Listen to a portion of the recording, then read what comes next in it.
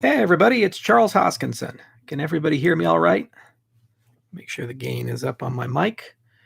Okay. And let's go ahead and allow that. Okay, so I should be on my Yeti mic. Yeah, guys, just let me know in the comments if you have any trouble hearing me. Other than that, let's go ahead and get started. Okay, so I'm traveling to South Korea tomorrow, and I'll be there for a little bit. And then after that, I'm heading to Japan.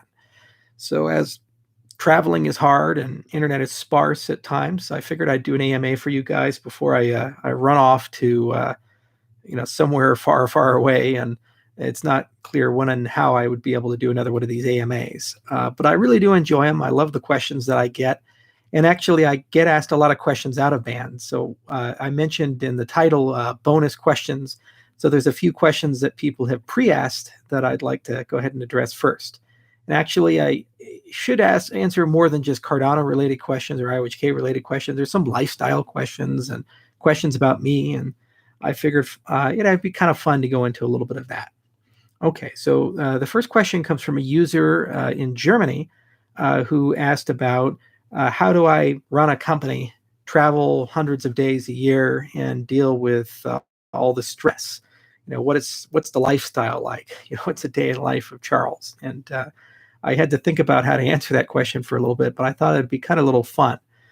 So nowhere in my life history or how I was raised was I really prepared to deal with the stress. I come from a family of doctors, and they deal with it by becoming workaholics and getting gout and gaining weight, and not exactly the healthiest of lifestyles. And basically committed every sin you can as a CEO. I overworked, overate, uh, got gout at 27, and certainly didn't sleep enough. And as I've gotten older, and especially as I read more and more about lifestyle and health, I really have started taking such things seriously. You can only get gout so many times before you realize that you're not getting any younger. So a few things that I've started incorporating into my lifestyle that have really helped me. And if anybody who actually wants to become an entrepreneur, it's definitely something they should consider. First off, I went from 180 pounds to 240 pounds. So well over 100 kilograms. And I did that in just a 4-year period. So I realized the trajectory was leading me to 300 pounds, and I was probably going to keel over at 50 of a heart attack. So I had to do something to manage the weight. One of the biggest problems of weight management was the fact that I was never in the same place and never was the same cuisine at the same time. So I was with this conundrum where even if I could commit to a stable diet, it's really hard to commit to that when you're on a plane or in Vietnam or Korea or Australia or Africa. It just everything changes. So I read a lot of work from Dr. Fung, and he's a nephrologist up in Canada, trained at UCLA. And Dr. Fung recommended intermittent fasting. So I decided to bring that into my lifestyle about 6 months ago. And I went from my peak, 242 pounds, to about 220 pounds. And so I've lost 22 pounds since I've done that. And I feel a lot better. The only meaningful change has been going from eating whenever to eating within an 8-hour window every day. So I don't eat for 16 hours, and then I eat for between usually 12 and 8. Also, I've been trying to get to a ketogenic diet. So that's a diet mostly based on fat and protein and not much carbohydrate. And I've had varying degrees of success there. It's easy to get into ketosis when you fast, and I noticed much more mental clarity. In fact, the longest fast I've done so far, I didn't eat for a week. It was when I was over at University of Illinois Urbana-Champaign with the runtime verification team, and they were quite generous in going to great restaurants while I ate nothing. So I got to watch sushi and wonderful steak and barbecue being devoured in very Midwestern fashion while I enjoyed my water. But that was a great experience. The second thing I've incorporated into my lifestyle has been mindfulness meditation. In fact, I have a device that I bought, which is really cool, and I'll show you guys. I've been using it recently, and it's tremendously helped. So this right here is something called a Muse, and I'm always a big fan of technology. But basically what it is an electrocephalograph, and you put it on your head, and what it does is it can read your brain waves, and it connects to a cell phone application. And basically what it does is it lets you know when you're in a calm state and when you're in an active state. So it's a meditation aid that gives you a feedback loop of when you're calm and when you're not. And that's one of the biggest problems when people practice meditation as beginners, is they're not quite sure if they're doing it right, and an instructor can't get inside your skull and let you know. Unlike a martial art where they can actually watch you do something, they can't really know. So it's really hard to find those moments of clarity, whereas this device can get in your head, and it's been a tremendous aid.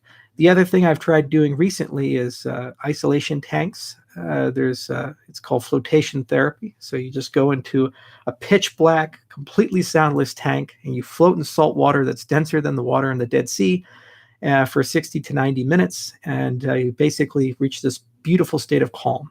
In fact, it's the most weightless you can be without actually being in space. So since I started doing that, I've noticed I've started sleeping better, feeling a heck of a lot better, and being a little bit calmer. The final issue is the stress of being constantly criticized and attacked. I kind of have sometimes a thin skin, and you might have noticed on Twitter or Reddit, and nothing really prepares you for that. And I was used to being in an environment where I had close personal relationships with people, and unfortunately, as I've become an entrepreneur and more globally known, I don't really have those close personal relationships with most of the people who follow me. And I've noticed that there's a profound lack of empathy and a profound lack of understanding amongst the general public when things aren't going their way, especially as the price of cryptocurrencies go down. So it's been a bit difficult to deal with that factor, the emotional factor of how do you deal with constant criticism every day. But I found that as I meditate, and I found that as I get older, it's become easier and easier to deal with these things. And also having a good team of people around you really helps a lot. So those are some lifestyle changes that I put in, and they've certainly helped me a lot, and I feel a lot better. And I think maybe I can do this job a bit longer because of it. And I'd recommend any entrepreneur do that. But, there's actually a lot of great lifestyle blogs and podcasts. Tim Ferriss has some really good ideas, as does Joe Rogan with his guests that can constantly come on. And I've read some great books like Stealing Fire, and another book called How to Change Your Mind from Michael Pollan. So there's certainly great literature out there. And if a person actually wants to focus on this topic, there's a wealth of great resources. As with all things, do your own research. And I am not a doctor. So, proceed with caution and care and requisite professionals. But at least that's what works for me. I'll continue experimenting, and I'll periodically let you guys know if it's working. You probably can tell if I gain weight or lose weight, if I look healthier or not so healthy based on that. So there's a great trial and error, at least for me.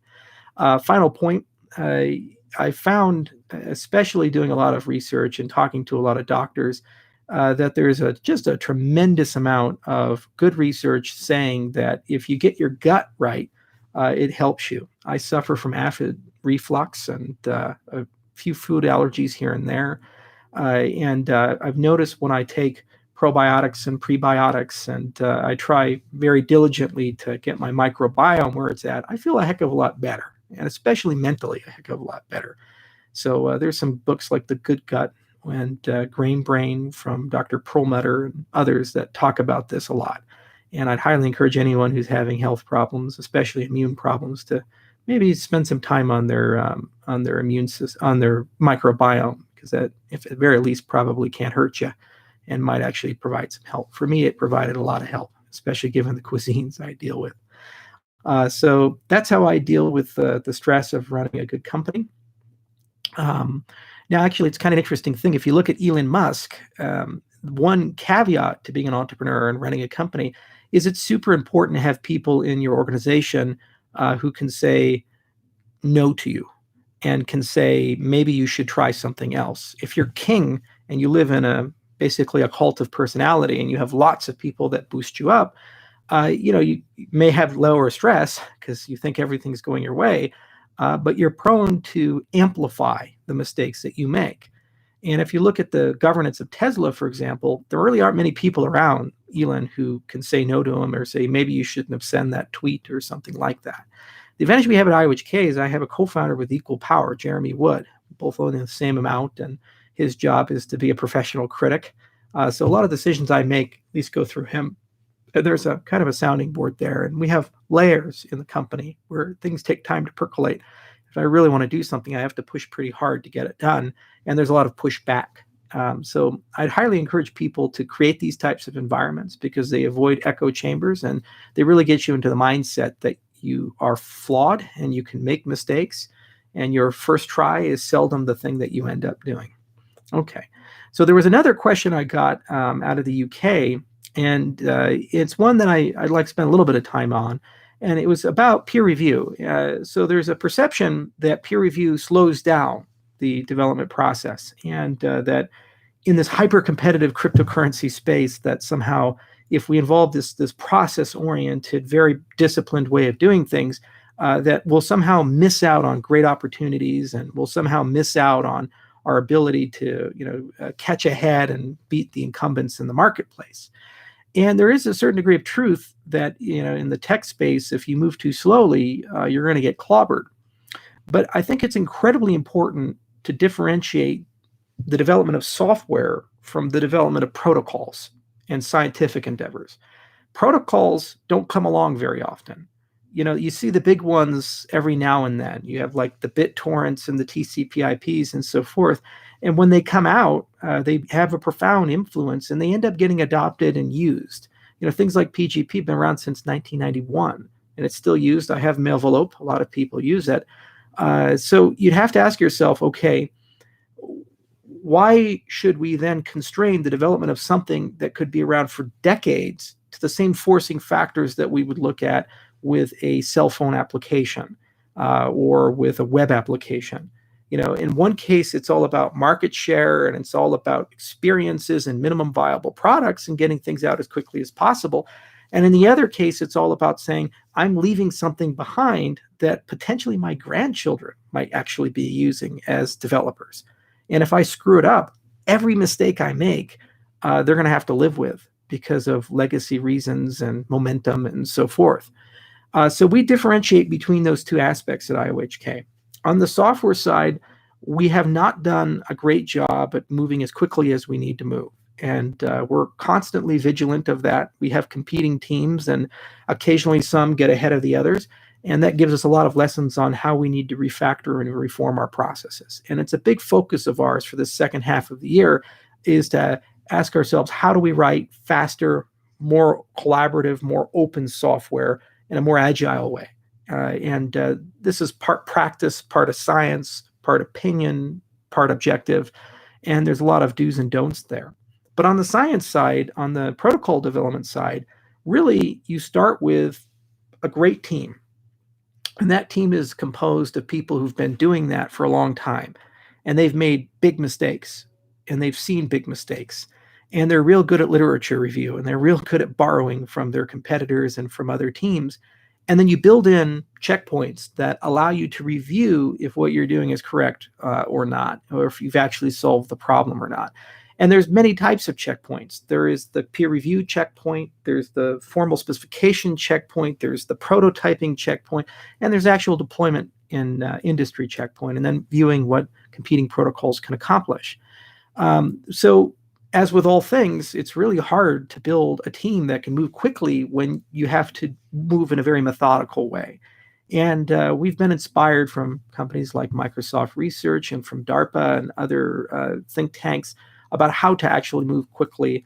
We're at the same time preserving our principles. It's obviously imperfect, but actually, if you look at the productivity of the Ouroboros team as the case study, or the Plutus team as a case study, we're moving as faster than our competitors. In fact, in our opinion, we feel we're ahead of Casper, and in our opinion, we feel that our PL group is producing some great work. Where we're slower and we need to speed up is on the translation from the prototype into production and into our systems. Our release cycles are just simply too long.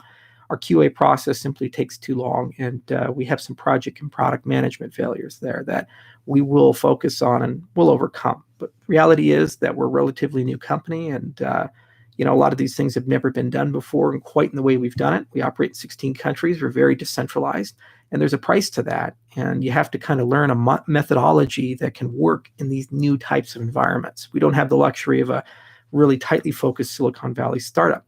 But on the other hand, we do have the luxury of being able to hire the most brilliant people because we can hire pretty much anywhere. And it turns out when you're a savant, you can go live in Bali and find gainful employment. whereas you can't simply do that if you're your average college critter. So I don't think we're slowed down, but I do think we can do a better job.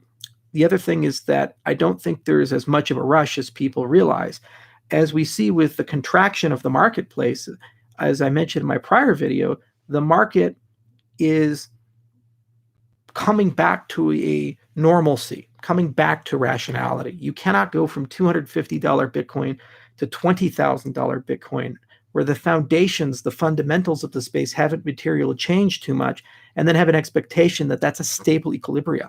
It's going to go back down, and there's going to be a recession, and weak hands are going to come out. And what's going to happen is the same thing that's happened anytime you have a contraction in a very exciting marketplace. The people who really believe in the technology and the people who really believe in what the technology can do for humanity stick around, and they continue to work hard, if not harder, because now they have more scrutiny and now they have more demand on them and less resources to work with. And the people who are just in it for a quick buck, they tend to disappear into the ether. So just like the dot-com collapse, I feel that our industry is much the same way. Now, the advantage of this increased scrutiny is that we're going to have really strong conversations about, well, how should we as an industry write protocols? And where have we done a good job and where haven't we done a good job? As with projects like Avalanche, the Stellar Consensus Protocol, Tendermint, Snow White, these types of things, I've been fairly impressed with the progress, the process, the methodology, the blending of open source, kind of bizarre style philosophy with the cathedral style peer review philosophy. And for the most part, actually, I think that the protocol development of our space is actually pretty good, not from the big guys, but from the smaller guys. And there's just a heck of a lot of cool innovation and interesting things going on. So there's a lot of great case studies to learn from there. But it's important to understand that to build a good protocol is about a 3 to 5 year endeavor. We've been working on Ouroboros for about 3 years now. And we're just now starting to see the real fruits of our research agenda. And these fruits will allow us to move and give ourselves finality when we need it, to give ourselves sharding through Ouroboros Hydra when we need it, to really understand the needs of the network stack, and then how we actually add sidechains into that and maintain the state of many systems concurrently, or being able to move value between many systems. To build up to those amazing applications that everybody wants to have does require really years of effort, solid foundations, good proofs, and a large amount of missteps. And we've gone through a lot of that. So while the protocol development of our space is getting better, it is important to understand it's a long haul, and it does take quite a bit of effort. Bitcoin's been around for 9 years, and we're just starting to see some goodies coming Bitcoin's way. And then it'll eventually get there, and it's going to be a big change for the space. So peer review, good. Doesn't slow us down. Protocol development's different than software development. Don't confuse the two, but they do need to be done concurrently if you're actually going to build a production system. Okay, one final question. There's been some back and forth about my credentials, and this is always a fun topic. So Jackson Palmer, the Dogecoin founder, mentioned it, and people scour my LinkedIn page, which, by the way, is incomplete. So while I did graduate, I did not finish a PhD. And when I retire, I probably will go back, although I'll study different things. At the time, I was interested in a field of number theory called additive number theory. And I was really interested in why integers change under addition. So there's all kinds of interesting things like sieve theory and so forth that give you great algorithms to study these things and understand these things, both from an applied and a theoretical standpoint. That type of research has almost nothing to do with the cryptocurrency space or software engineering or protocol development. So I'm woefully unqualified to do those things, which is why we have a very talented chief scientist, Professor Agalos Gassis, and we have people like Phil Wadler and Duncan Coutts and others on the team who do that work because they've devoted near lifetimes, in the case of Wadler, or at least decades in the case of Duncan, towards those ends. The reality about research is no matter what your credentials happen to be, you need to have 3 characteristics to be successful. One, you have to fail. You have to repeatedly fail. If you're very young and you get successful early on, that's a horrible thing because you start believing you can't fail or that there's something special about you. The reality is that no matter who you are, where you come from, or how smart you are, you're going to make mistakes. And it's not about whether you can avoid mistakes or not. It's about what you do when you make them. and what you learn from them and how you grow from them. Second, you have to be able to work in a team environment. Research is a team sport. There's 10 people working on Ouroboros. They come from different universities, different wakes of life. Some are more mathematically oriented. Some are more workhorses. Some are idea people who don't like writing things down but come up with profoundly amazing ideas.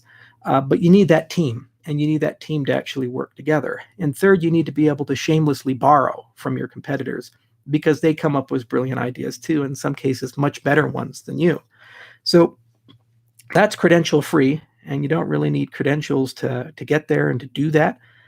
But domain expertise usually is milestoned that way, in particular in the development of cryptographic protocols. It's one of the best ways to get those skill sets. So we do build research teams, and most of those research teams do hold PhDs, but we tend to look at their publications. We tend to look at the things that they've done. I will remind people that Bram Cohen, I don't believe has a PhD, but he won the Best Paper Award at Eurocrypt. We were at the same conference, and we did not win that. So there really are some amazing people out there, but I'll also remind people Bram's been at this game for a very long time, and he's done some great things throughout his career, including the invention of BitTorrent. So anyway, in the cryptocurrency space, IOHK is pretty neutral with credentials. We don't really care whether you're a high school dropout or a world-famous professor. We care about whether you can make mistakes and learn from them, you can work well in a team, and you're also able to learn from your competitors and adopt those ideas that your competitors have into your own idea flow, as long as it's reasonable and well-sourced. So those are some of the questions that I've gotten. There's a few more, but now I'll get to your questions. I just wanted to answer those.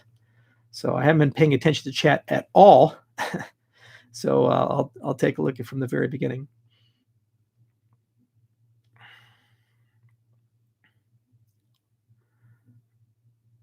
Okay, let's see here.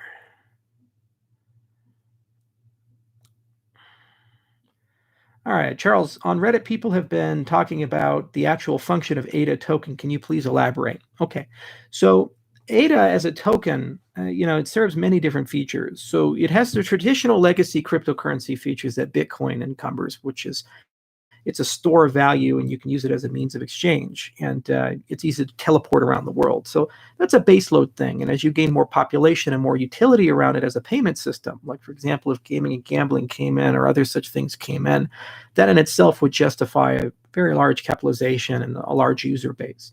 But as a proof-of-stake system, and one that intends on having governance and treasury put in, ADA also represents other dimensions, as well as being a computation token. So in terms of the other dimensions, proof of stake requires some notion of who should be in charge to make the next block.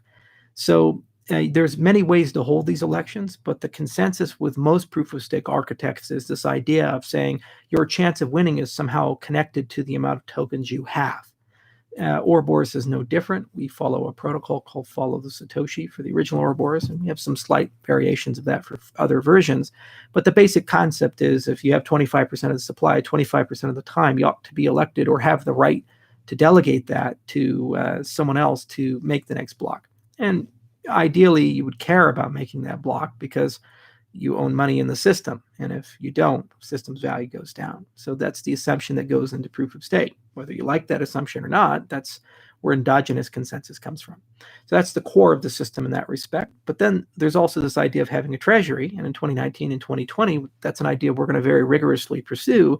But basically, we're going to connect voting rights to the inflation of the system. So some of the inflation goes to the stakers, but some of the inflation will go into a collective account. And like Dash or other currencies, people can submit ballots. It's my belief that systems have to pay for themselves. They have to be economically sustainable.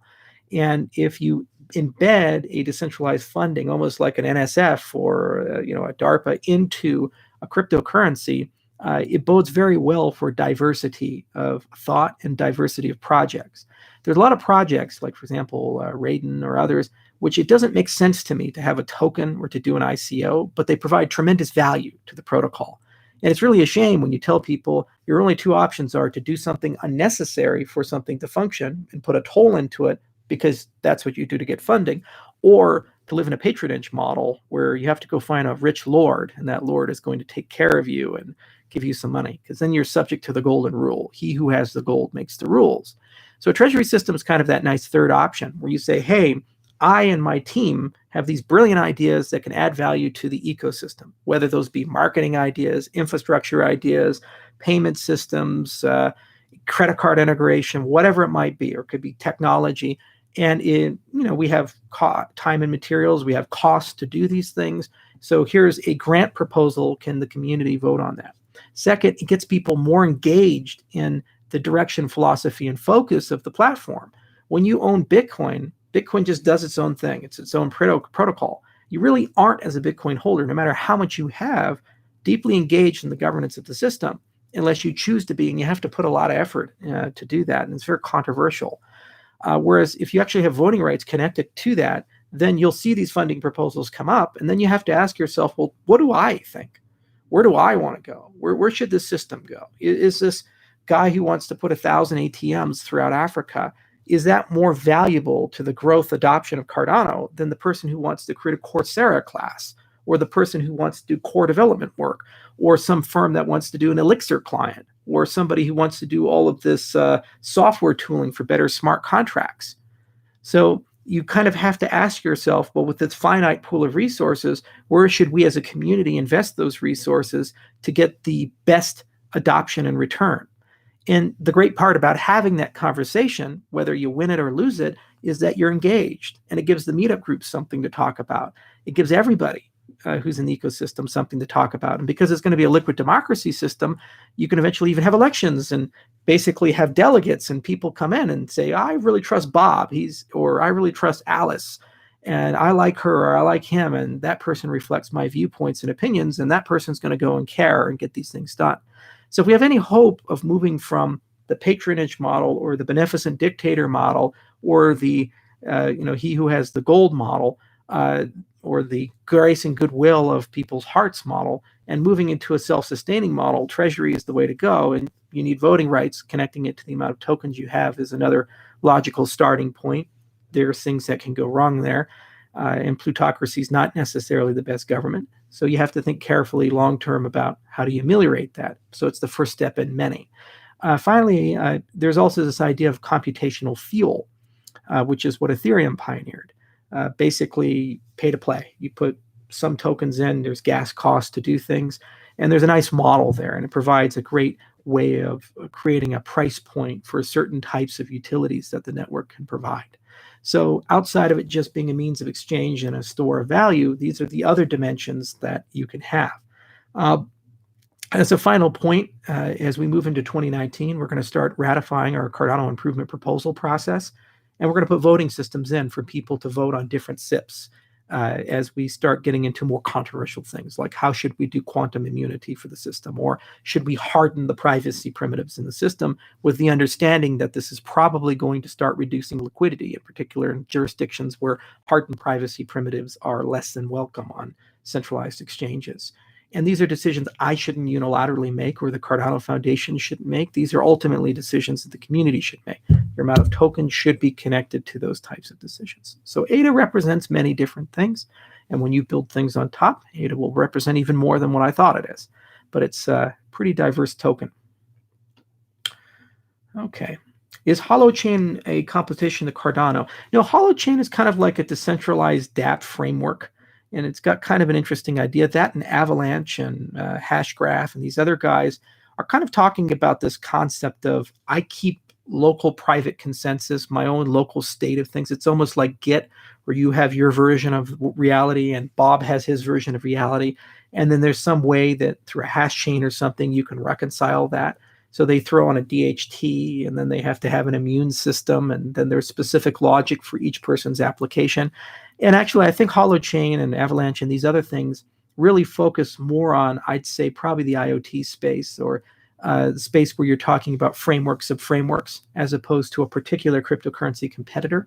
I view Cardano more as a financial operating system. It's something where we can go to Ethiopia or to Rwanda and say, hey, insurance and credit and stocks and these things aren't working out so well for you guys. And maybe the government's not the most trustworthy source to get it done, So would you like an alternative that you can use without permission, and you can use that to get capital and use that to have trustworthy business between each other? If we solve just that problem, it's $1 trillion ecosystem. Where things like Holochain and Avalanche and others are saying, well, you need a coordination or management layer for all these applications and devices, and there's billions of them eventually, and it's not clear what the economic model is going to look like. When you talk about deploying infrastructure as IBM or Sony, it used to be that was multi-million-dollar infrastructure, and it came with service contracts on a long tail. So you bought the mainframe computers, but also you'd pay for 20 or 30 years to maintain them. But when you talk about sensors, these sensors are very low cost, they're bundled in, but they have ongoing tail costs that are associated with them. And it's not clear who should pay for that, or even though they provide a huge amount of societal value, for the farmers knowing what the moisture levels are, the temperature levels are in the field, and so forth. So there's a lot of people who are thinking about projects of how do we create a coordination layer on top of this stuff, and then you can hook your things in, and then we can find a way to make these devices self-sustaining through some sort of tokenomics. So there was a great paper written by IBM called Adept, and they were using telehash BitTorrent in the Ethereum blockchain back in, I think it was 2015, to study IoT. And I'd encourage people to look into that paper. And I see things like Holochain or Avalanche as kind of a natural continuation of that line of thought, but with different ways of handling consensus. At the moment, I think the most evolved and best protocol in that class is Avalanche. And Team Rocket's really done a great job there. But there's certainly a lot of people that think about that private going public type of consensus, the third model. Okay.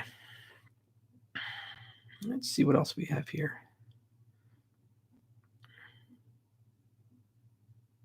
How do you feel about the huge crash in price? As I mentioned before, prices go up, prices go down, and these things are always painful, but you don't look at the day or even the week when you're a fundamentals guy. If you're a day trader, you don't even care about fundamentals. You don't care who's in charge. People day traded Apple stock when Steve Jobs was there, and people day traded Microsoft stock when Bill Gates was in his heyday. It had no bearing on the price reality. You look at signals and events and other things, and then you try to predict how will these signals and these events impact the price. When you're a long-term investor and you say, well, what is the long arc going to look like? You then look at the macro and you say, okay, well, what drives adoption? What collections of technologies are necessary for this to be useful? Who's going to use this stuff? And then when you weigh all those fundamentals, your horizons are much longer, 3 years, 5 years, 10 years, 15 years, 20 years, and so forth. So I don't think much about it on a day-to-day basis. I know how painful it is for people, especially people came in later than others. But crypto is crazy, and it's been crazy for a really long time. What really bothered me is that people would copy and copy and copy the same thing, hold ICOs, raise hundreds of millions of dollars off of extremely dubious claims. Prices would go way up because the market was kind of in a Me Too style. And then the people who ended up getting hurt from that were the poorest people who had the least sophistication. So when I see things like that, I think we as an industry need to do better. Exchanges need to do better by having more stringent listing standards. Community leaders and crypto leaders need to be a bit harsher for a lot of these Me Too projects. And, we should remind people that there is no free lunch and nothing comes for easy or for free. It's hard.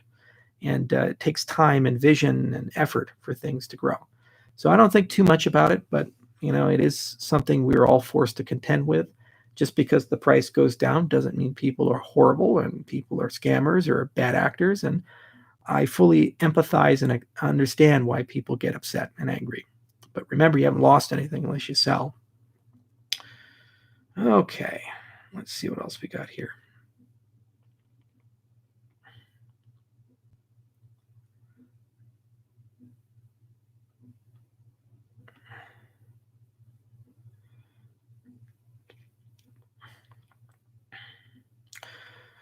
My dad asked, what do you think about world peace? He does not believe in people in the crypto space consider these issues. I do think about this stuff, and I do think about people in general. And really, society is at a difficult position.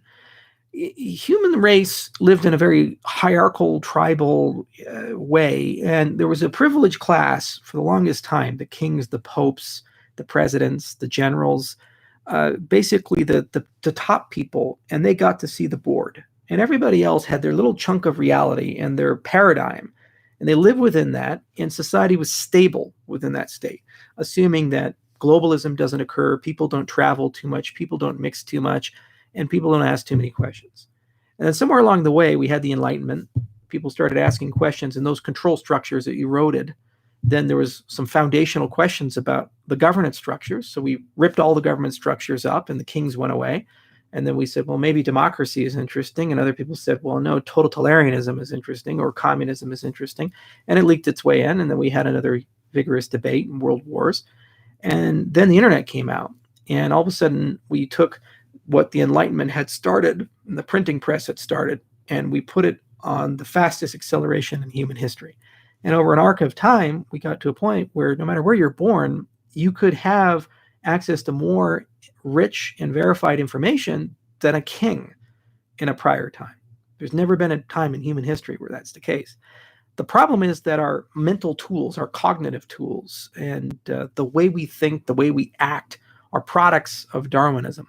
They're products of evolution. They're products of genes which were adapted for survival given a certain type of structure that we've endured for millions of years. Human beings aren't meant to see the whole board. And when they do, they have to put in control structures to protect themselves. It's almost like staring at the sun. So one of the reasons why we're having phenomena like Trump and all this unrest, and things are getting volatile, and terrorism's around, and inequality is exacerbated in certain places, is because we don't have the cognitive tools, the social tools, or the governance structures to deal with the consequences of instantaneous and infinite information. We also don't have collective empathy to live in social structures of hundreds of thousands of people. When you're in a tribe and you see your neighbors every day, there's a regulation in your behavior. There's a regulation in how you interact with people. But when you're on Twitter and you have 100,000 followers or millions of followers, for example, Elon Musk with the smoking of pot on the Joe Rogan podcast. The guy works 100 hours a week. He's under enormous stress. He has huge social pressures, and he has experienced profound success in his life. And he's done amazing things that no one in the world can question. And if you look at the arc of things, he's doing a pretty good job. The problem is that he's run into a situation where his ambition has outpaced his ability to execute. And so when you're under that much stressor as a single human being with the weight of the world on your back, you need to relax. You need to lay back. So from one angle, you say, oh, finally, this guy is starting to chill a little bit. He's probably mentally going to get to a better state, and that's going to allow Tesla to have a better probability of success. But then people can meaningfully look at the other side of it and say he's cracking, he's breaking in public. This guy's falling apart. That and the pedo comment, the funding secure comment. Let's now begin the politics of personal destruction and create a mob to burn him to the ground and get him fired from his job. Why? What is it your business? The vast majority of people criticizing him or having an opinion on him are not in his tribe, have nothing to do with his success one way or the other. And social media has created this reality where we have an empathy gap. And I think that's one of the greatest threats to this semblance of world peace is a lack of understanding of each other. Well, we live in a paradox of never before in human history have we had more information and more access to things than we've ever had before. We are more closed and siloed than we ever had before. We live in a confirmation bias world. For example, if you believe that vaccines cause autism, there is absolutely no scientific reasonable evidence for that. I'm sorry, it's just not true. There's no evidence for this. There may be a million factors that are causing it. We could even meaningfully say perhaps cell phone radiation has something to do with it, or overuse of antibiotics destroying people's microbiome. There's more scientific evidence for that, and that's dubious. There was one paper, and the guy who wrote it got burned alive at the academic stake because he lied. Yet there are people who wake up every day and believe this, and they only consume material that validates their worldview. And if I look at it from an objective outsider and I have this much versus this much saying something, you'd say, well, there's overwhelming evidence that this thing is true versus this thing. Yet we live in silos, so we only tend to consume things that we want. And there's no greater example of that than the fake news phenomena. If you don't like Obama or you don't like Trump, you tend to consume anti-Obama or anti-Trump news, and you tend to ignore the pro stuff.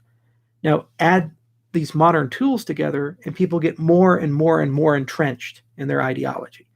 And we never actually start thinking above the problems. Like, for example, for 100 years, governments have been using GDP as a measure of human progress. The very fact that your economy can produce more or certain people have more in no way determines whether that country is a good country to live in. There's plenty of people who live in China who are not doing well, or Saudi Arabia who are not doing well, or for that matter, the United States who are not doing well. Yet they have high GDPs.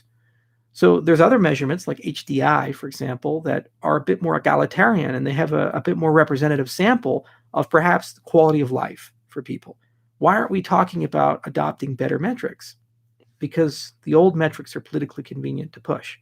So the broader topic of world peace really stems to understanding. Can people understand each other? Do we have tools to communicate with each other? And are we willing to be uncomfortable in our dialogues? The excoriation of Jordan Peterson is a great example of where we're not prepared for that. People either love him or hate him, but the people who hate him will go to any lengths to validate beliefs that just simply are not true. They'll say he thinks a certain way, says certain things. If you watch interviews, you see some of these people and you say, are we watching the same video? Are we watching the same person talk? Because they'll write an article based on a video they watch, and it had absolutely nothing to do with reality, but somehow they're cognitively in a position where this is just the way they perceive reality. So where does crypto fit into all of this? Well, crypto is intimately connected because crypto is connected to the core roots of society. It's connected into control and into wealth and into governance, and it's connected into how should we relate to each other. There is nothing more meaningful than markets to your lifestyle. If the markets work well, you can eat. If the markets work well, you can better yourself. If the markets work well, you can buy a home and not freeze to death. If the markets don't work well, you're going to be worried that your neighbors are going to eat you. That's just a reality. And so the things that can connect these things and allow us to build better marketplaces are pivotal to building better societies and for us to better understand each other. And crypto touches at the core of that because it talks about how private transactions need to be, how complicated do transactions need to be, who are the gatekeepers, why do we trust them, why do we trust these assets, and so forth. This is why I'm in the space, because I believe this technology, if it's properly applied, is one of the core pillars that we're going to need to use to get the world to be a better place. It's not the only one. We're going to have to somehow figure out how do we as human beings live with a world where everybody's connected, no one ever forgets, and people you've never met can form mobs to destroy you for fun, for no reason, get you kicked off and you can't make Guardians of the Galaxy 3, or get you fired from your job because of a tweet that you said 5 years ago or something like that. How do we live in a society where that's seemingly okay, or a society that cannot forgive? Generation ago, it was okay to make mistakes. In this generation, if you're on the wrong side of the political spectrum and you make mistakes, you're gone. So we need better tools for dealing with that. We need better cognitive tools. I'm a big fan of Dan Dennett. He writes books like Mind Tools and other such things, and he's done some great YouTube presentations. He's a philosopher over at Tufts, I think. And, I'd hope that people can develop those things. And we also have to be aware of how flawed our thinking processes are, and our cognitive biases, our confirmation biases, our inability to deal with statistics. Even if you're a trained mathematician, it's very difficult. So these things combined together, I think, can make the world a better place. And also just be relaxed.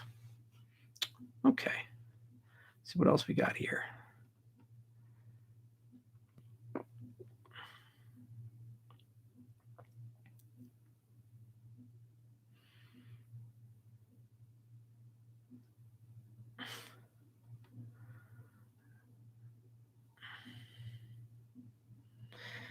I don't think there's a ceiling in sight. So CT Guitar Guy says, Vitalik said the blockchain space is getting to the point where there's a ceiling in sight. You have this ebb and flow. I remember when I first entered space, there was just Bitcoin, and we had a lot of forks of Bitcoin. Things were pretty stagnant. So we had Litecoin and Feathercoin and Namecoin and these things. And so the name of the game was you take the GitHub repo, you fork it, you change something, you put some good marketing on it. So Litecoin is the silver to Bitcoin's gold, and then Feathercoin comes out. We're the copper to the silver, right? And that's where we're at. And then suddenly, this innovation comes out and it says, hey, Ethereum and NXT. Actually, you got to give the NXT guys credit. They were actually the first, in my view, major innovation. And BitShares was pretty innovative too. And so these new wave of things like BitShares and NXT and Ethereum came out, and then it got really interesting there. And then all this new stuff came on the back of that. And now we're entering the third generation. So Vitalik's right. We've probably peaked on the second, and we're getting crowded in that side of the space. But the third generation's coming. And it's super exciting because we're starting to see really serious discussions about where does the smart contract fit into the server and the client? How do you do things off-chain as good as if they're on-chain? Do you really need a blockchain? Like we have an enterprise product coming out where we say we want to have a blockchainless blockchain, and we want to do for data what Bitcoin did for money. And so fundamental assumptions are being challenged. But if you look at the investments, the people that are in the space, the creativity that's in the space, it's overwhelming. And if you look at the actual application, the social problems, it's starting to happen. For example, I was in South Africa. I went to the townships outside of Johannesburg, and I met a great venture called Indlu. It's Zulu for house. And Indlu is doing one of the coolest, most creative things I've ever seen. It's a simple idea, but it's life-changing. So these townships were post-apartheid artifacts, and they would go and build these brick homes, the South African government years ago, and give people a little bit of land. And they're usually small homes, maybe 500 or 1,000 square feet, sometimes plumbing, sometimes power, sometimes not. But they have a little bit of land there. So what Indlu does is they come in and say, hey, we're going to go build an apartment building on your land, 6 to 8 tenant apartment building. That only cost about $30,000 to build, but it follows really good construction standards. And I'll even post some pictures on Twitter. They're really cool buildings. And anyway, they have like an Airbnb style app. People can rent it out for as little as $80 a month, up to about $250 a month. So very low rent for these people. And what they do is they give 10% of all of that to the homeowner for 5 years. And then after 5 years, they let the homeowner keep it. It becomes their property. They own it completely outright, and they can never go cash flow negative. Now, they've already built 10 of these things, and they're just gangbusters popular, and they're going to build hundreds more. So they came to us, and they said, hey, we want to do a blockchain project. And I was very cynical. I said, oh, let me guess, you want to do an ICO and this? And they said, no. Don't even want a token. We're not even thinking about that. Maybe later on we can have that discussion to do a co-op and have the homeowners actually own the company. But what we care about is land registry, because when you go to these townships, when they sell their property, they don't tell the government. They just shake hands, hand a piece of paper, said, here you go, now you own it.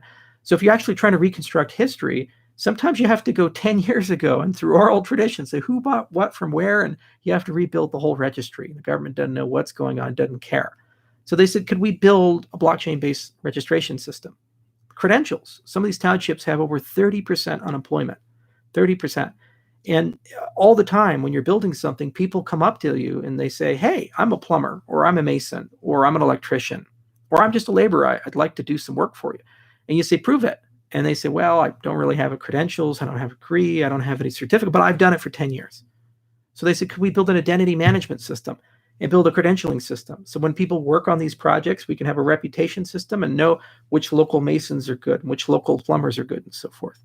That's the magic of blockchain technology, is it solves problems like that. So when Vitalik says something like, oh, well, the space is super crowded and we're at a ceiling and we can't grow anymore, it's like, we have yet to solve that one venture's problem, which is the same problem that billions of people throughout the world have. So maybe we've peaked in terms of $1 trillion market cap for the moment, and ICOs aren't going to raise $4 billion anymore. But we sure as hell haven't solved Indlu's problems, and by extension, the problems of billions of people throughout the world, despite the fact that technology that we're building in this space can solve their problems. But then you say, but Charles, well, but that doesn't have a token, so what does that mean to ADA, or what does that mean to Ether, these other things? Well, guys, the minute that we get them into a digital system, those assets can now be moved into public ledgers and back. Once you have a credential identity system, you have everybody in the township registered, those people for the first time ever can get insurance and loans, and they're not going to get it from AIG. They're not going to get it from JP Morgan Chase. It's going to be a peer-to-peer lending system, probably on a public network. And they have a digital identity that is compatible with our system. So to get to the next generation, we have to solve that. We have to find ways to connect to these real life problems, these real life ventures, and actually connect these guys to our systems. And then once we've done that, they'll do the rest, because they don't have to ask for permission. They're hungry, they want to work hard, and they're ready to go. It's our job to wire them up, though, and get them into the system and to find ways to solve real life problems. So I don't think Silicon Valley-like. I don't spend much time there. I think the bubble there is quite counterproductive to good things. I go to the townships, and I go to Rwanda, and I go to Ethiopia and deal with the coffee farmer, because we can find a way collectively to get millions into these systems. We will see trillions of dollars of wealth created as a result of new people participating in the economy. And the vast majority of that wealth will not touch banks. It will not touch the legacy system. It'll touch the crypto system. So that's the next generation. Also, in terms of the science, the protocols are just getting so much better. There's a lot of great ideas that were seeded in the 2013s and 2014s, which are just now starting to reach the light of day. So I frankly disagree with the assertion that our best days are behind us. I think our best days are ahead of us, and I see how hungry people are.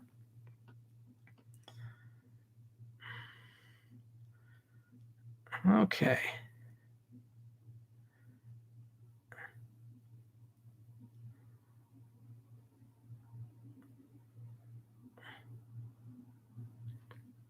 Is the 3D modeling on the IOHK site a precursor to your work in VR? I get questioned a lot about what is the point of design at IOHK. We're almost like a three-legged stool. 2 legs everybody gets. They're the engineering leg and the science leg, but then we have this third leg, design. And people say, well, why the hell do you have that? Why do you pay all these designers? Why do you have guys who understand 3JS and WebGL and these things? Why do you care about VR and AR? The reality is that everything we do on the paper side and on the code side is boring and dead. If I print something out, it's a dead tree. If I write some code, it's spent electricity. And 99.9% of people don't care about it, can't relate to it, can't understand it, and it means nothing to them. If you took the world's best video game and you just gave somebody a paper printout of all the source code of it, how do you think that average person would relate to it? They would say, this is what is this? This is just paper with stuff on it. You compile the code, you run the code, they can see it, they can interact with it. They have a great experience. They say, wow, this is incredible. So to us, very early in our company's history, we felt it was very important for us to give a certain group of people within IOHK a mandate to imagine and dream and build experiences, even knowing that this is going to take a lot of time and a lot of effort, and we're going to have to get really creative. Second, I wanted to have common projects that unified my entire company. If you look at our front page, we actually have something coming out on Monday I think you guys are going to like a lot. But if you look at our front page, we have these graphics, these animations like Symphony of Blockchains, and the complexity is beautiful, and the decentralization graphic, and more to come. But those are built collaboratively throughout the whole company. It unifies the project manager, the QA people, the release people, the marketing people, the comms people, the scientists, the engineers, myself. There is nothing that everybody works on except for those types of things, because everybody can have an opinion about an aesthetic, about a font, about a color, about a lighting effect, and so forth. So if anything, just to get people to talk to each other within the company, it's tremendously valuable to build up a great culture. But more importantly, it makes what we think about and do much more accessible to the mainstream public. For example, when we came up with the idea of Symphony of Blockchains, we asked a very foundational question. What should a blockchain sound like? I have no idea, and it's a fun question to ask. You think, well, hang on a second here. It's code. It's a data structure. It doesn't have a sound. I say, yes, and planets shouldn't have a sound, but NASA can target something towards one of them, and you can get some audio from it. So it does have a sound. Go figure. So there should be a sound for a blockchain. And if there isn't one, let's invent a world where there is a sound for a blockchain. Then everybody can have an opinion about that. And then you start asking questions like, well, what should we concern ourselves with? Maybe transaction throughput, or maybe mining should be louder than proof of stake because work is being expended. What's the mempool do to it? Does the signature scheme we use have any impact on this? And in the process of asking those questions, people start understanding blockchains in a very different dimension. They look at them in a very different way. They start saying, wow, these things are a lot more elegant and complicated than we thought. And there's a lot of nuances here. And they start caring about the nuances because there's an end goal there. There's this end goal of saying, can we create a symphony from these sounds? Now, that takes a lot of work. It takes a lot of effort. And then when you have the sound, then you start asking, well, can we bring it into different spaces? It's right now on the computer. It's right now on the desktop. But could we create a reality where we can put this into VR or AR? And then we can go take it on tour and go to the Guggenheim or some gallery.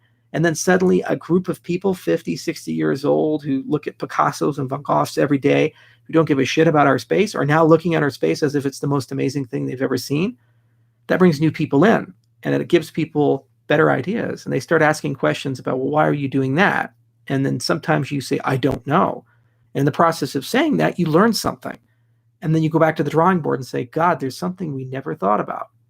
So I learned studying mathematics that it is exceptionally important to create conditions where you have different ways of looking at the same model or the same problem. You could look at an object and say, I want to prove it has certain properties. Or you could create an anti-object and smash it together with that object. And that anti-object should have the opposite of all those properties. And if the two things collide, it should create a plane. They should balance out, like matter and antimatter. Now, you could either go to the front door and boringly prove all these properties, or you could imagine what such an anti-object looks like and how to combine these two things together. They both solve the same problem. One is more elegant than the other. So in the same way, design is built into the DNA of IOHK, and we do care very deeply about these things. We're not moving as fast as I would personally like because it takes an enormous amount of time to find designers and train designers about how blockchains work and cryptocurrencies work, and to get people actually rolling. But you'll see little by little, we've actually massively improved a lot of our animation quality. And now we're actually starting to get into VR and AR. And I think we're going to have a huge sea change exiting this year and going into 2019. And that's the part of the company I have the most fun with. And it's the part of the company I love the most because it's just an endless well and it's something we can really enjoy. I'd also hope that many people copy that and it inspires Consensus and all these other guys to say, hey, we have some surplus money and we have all these brilliant people. Why not, instead of giving it to try to get some guy in Dubai to like us or to do another pilot, we go and do some design stuff. And if they start doing that by ripple effect, many people in the space will actually take these things more seriously. And that's what's going to get us from being cool things that nerds care about, the printed source code on paper, to that beautiful video game that millions of people can play. And it's going to bring a lot more people into the space. Okay.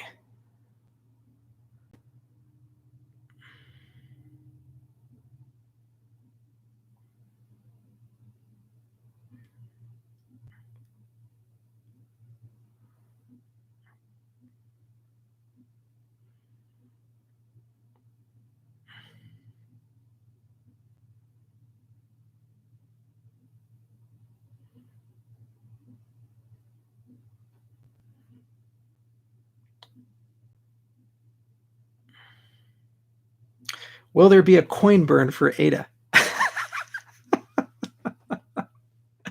Okay. I always answer this question because it's just such a great question. Whose coins are you going to burn? Once you answer that for me, then I'll take the question seriously. But I get it all the time. That's great. Oh man, when mobile wallet? Actually, that's a great question too. So we chose Haskell, and Haskell has just been a mixed bag. It's been great and it's been a nightmare at the same time. And at some point, I threw in the towel. I said, okay, let's diversify development a little bit. So we created a Rust project called Prometheus, and we ended up creating the Cardano Rust wallet. And the code is up on GitHub.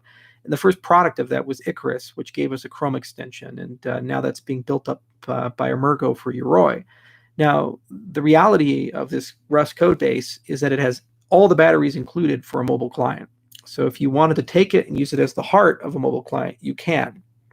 And in discussions with Nico, the CTO of Emergo, they're going to do just that thing, but there's probably going to be competition because it's like 50, 60% there. You just need to put a front end and figure out how you're going to do some things with that. So mobile wallets are really going to come, and they're going to come faster than you'd think. And hardware wallets are going to come as a result of this. In fact, I just found out surprisingly that Trezor apparently is just waiting on a firmware update. We should actually have support with them, and we're one firmware update for Ledger. So in short order, the next 3 to 6 months, we should see mobile experiences, hardware experiences coming out of the Rust Cardano effort.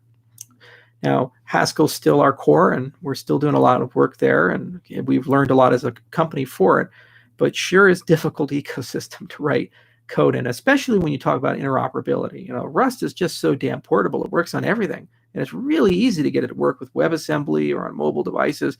And Haskell is just like that screaming kid, in the store that throws a temper tantrum, and you have to drag them out by their foot to get somewhere. It's a really difficult language to work with at times, and it's very temperamental. We've certainly learned a lot in the process, and we'll get better at working with it. And it has huge upsides when it's working well, but when it's not working well, it slows you down a little bit. So a mistake we made early on was not diversifying some of the development processes, but we've ameliorated that with the Rust Cardano side of things, and we're scaling that team up, and that team is seeing great acceleration. And there's already some really cool things you can do with it. In fact, some videos are coming out for the 1-year anniversary of Cardano to show you all the cool things that you can do. And that team is one of our crown jewels.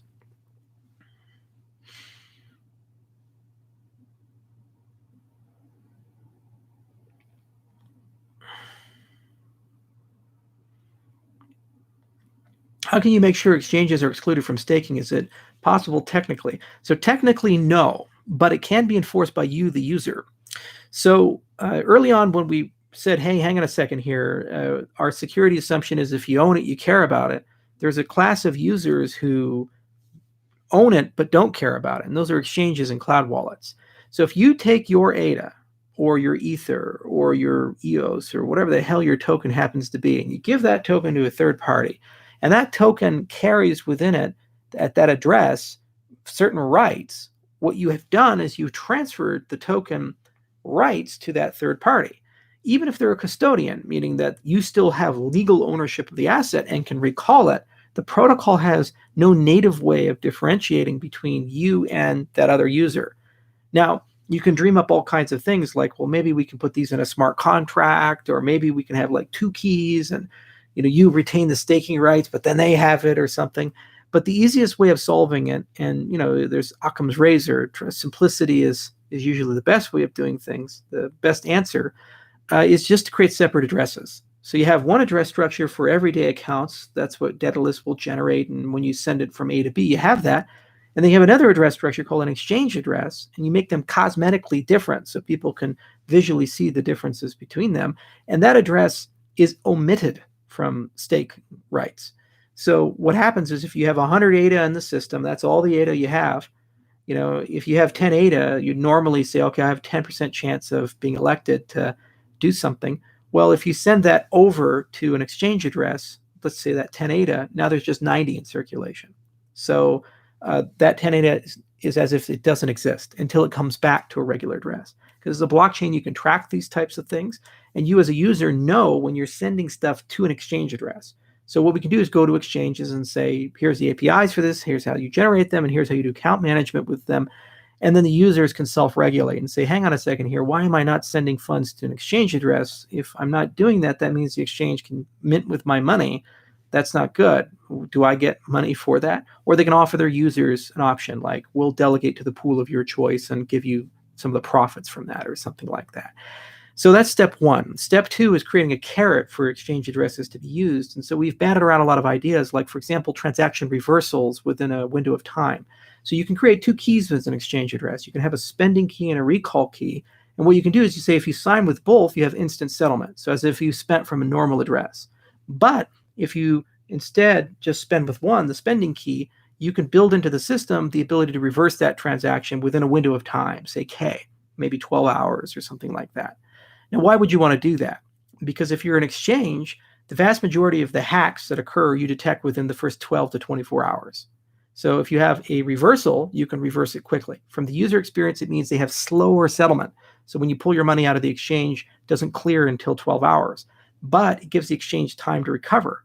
It also allows you to have a more efficient cold hot wallet storage where you can have everything be in a hot wallet, and then you have the recall keys in cold storage. And then you have anomaly detection systems that run. And if you see something, you can pull those things out of cold storage and reverse the transaction.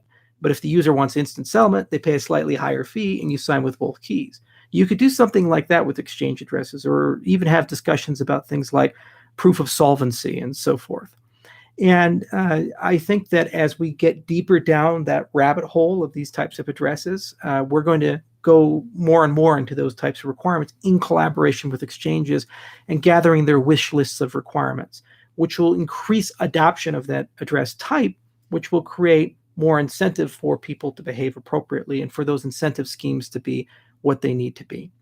So everybody has to have an opinion who's on the proof of stake side, whether they actually do address segregation or bonding or some other way of doing that. But you have to have that, because, or otherwise you're just going to have a situation where 20, 30, 40% of your money in circulation is held by people who don't actually own it. And therefore you can't make game theoretic assumptions about behavior.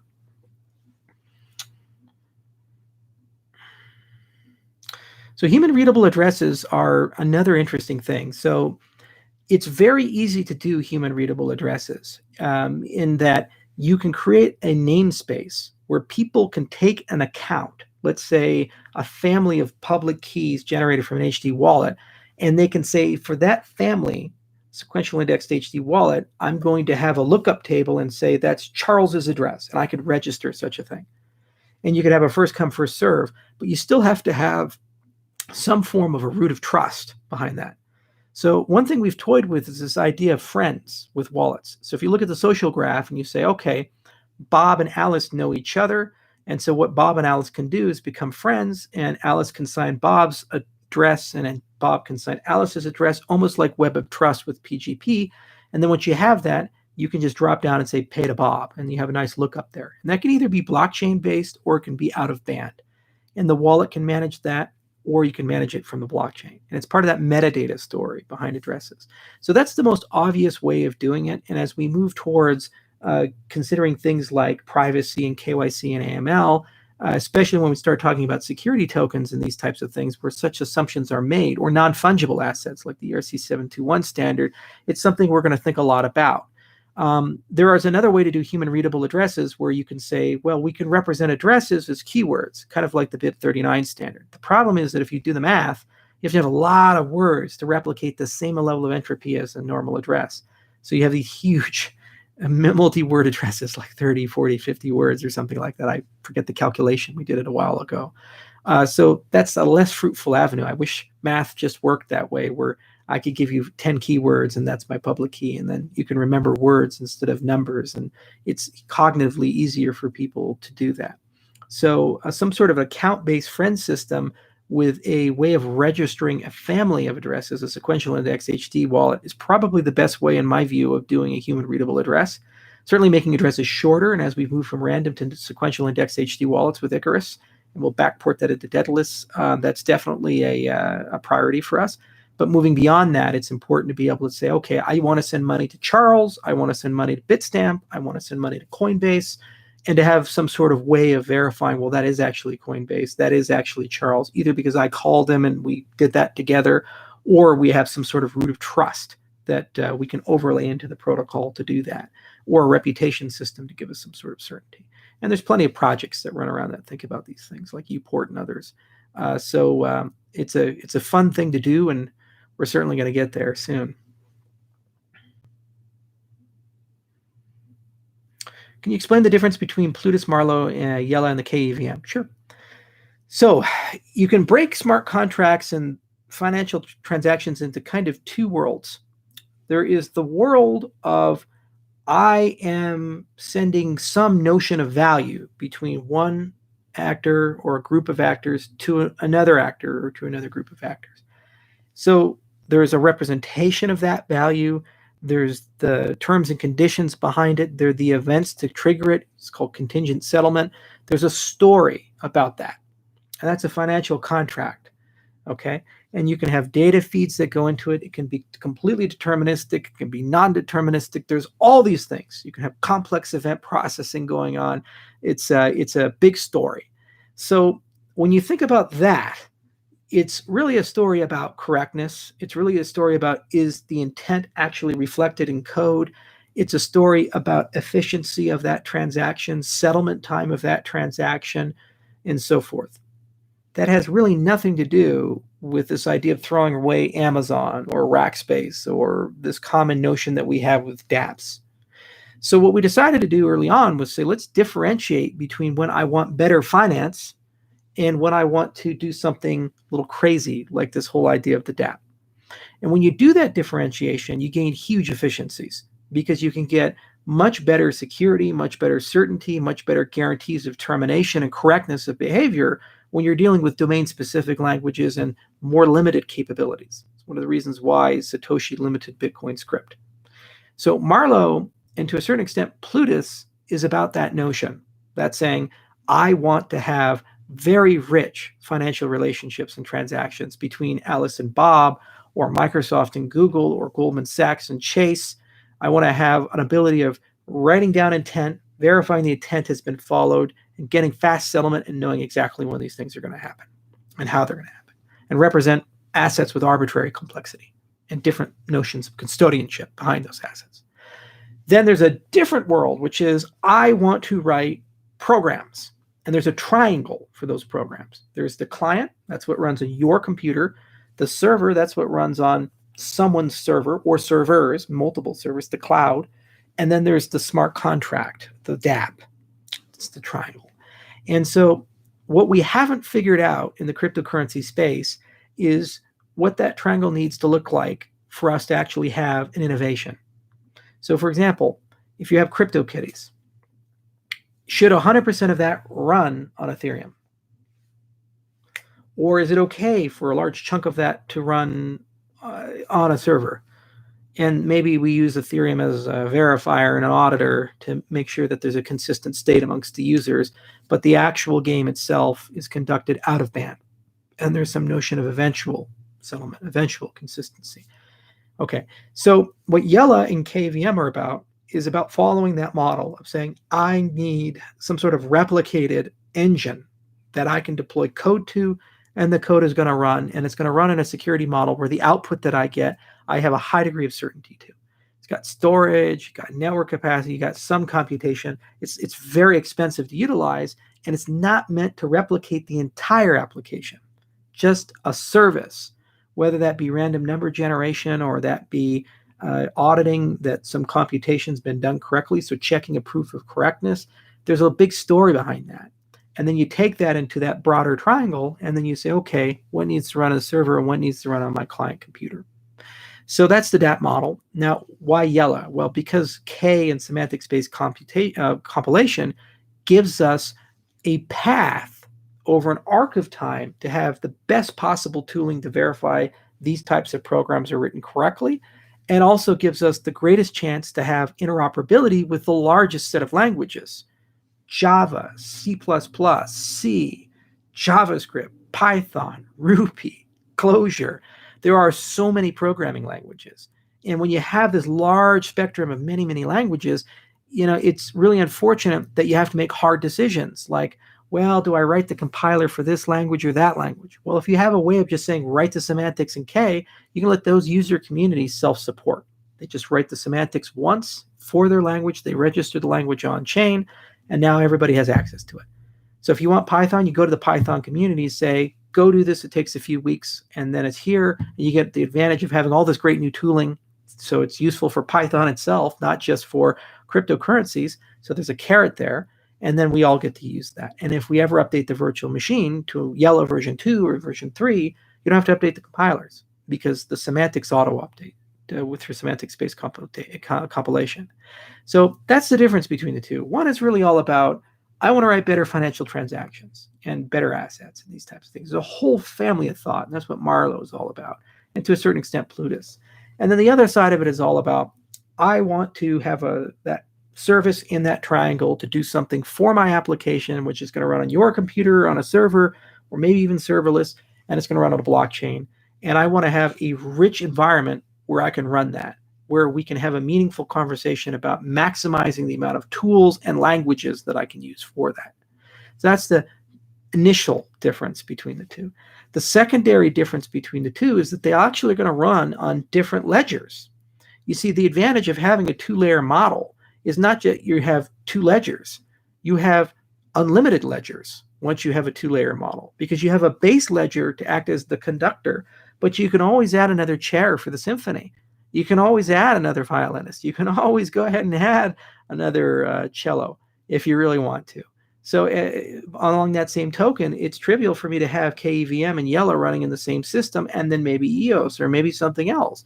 So if there's a particular competitor who's done some great work and they're getting a lot of adoption, I can bring that into my system. And because we have better base protocols, we can make an argument that it's faster, cheaper, and safer to be in our system than our competitor's system. And then we get ease of interoperability there. It's easy for them to move over. If anything, just to have a layer of compatibility for a system, because they can talk to each other potentially. So that's why we chose that model. That's why we chose that differentiation. The heart of the system is about accounting and complex financial transactions, the financial operating system. But then we also have to permit rich computation because that triangle requires it. Now, on the client side, we have Dataless, and that's all about having a decentralized app store. So you can have one-click installation for all your apps, and that's a whole can of worms and a fun can of worms to get into. And then trying to figure out how do we get that server into our system, and how do we reduce the load of trust on that server. That's called outsourceable computation or verified computation. And in some cases, we have collective computation problems. That's called multi-party computation.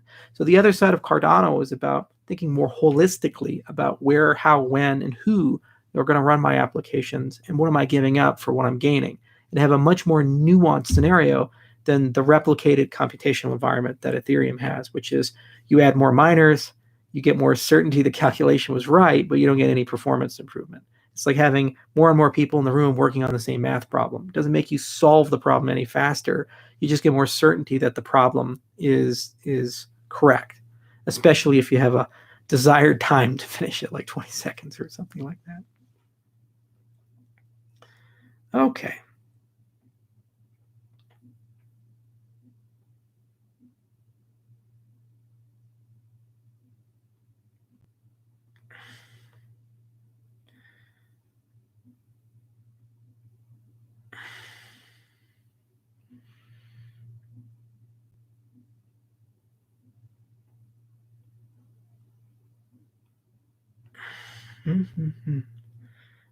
Let's see here.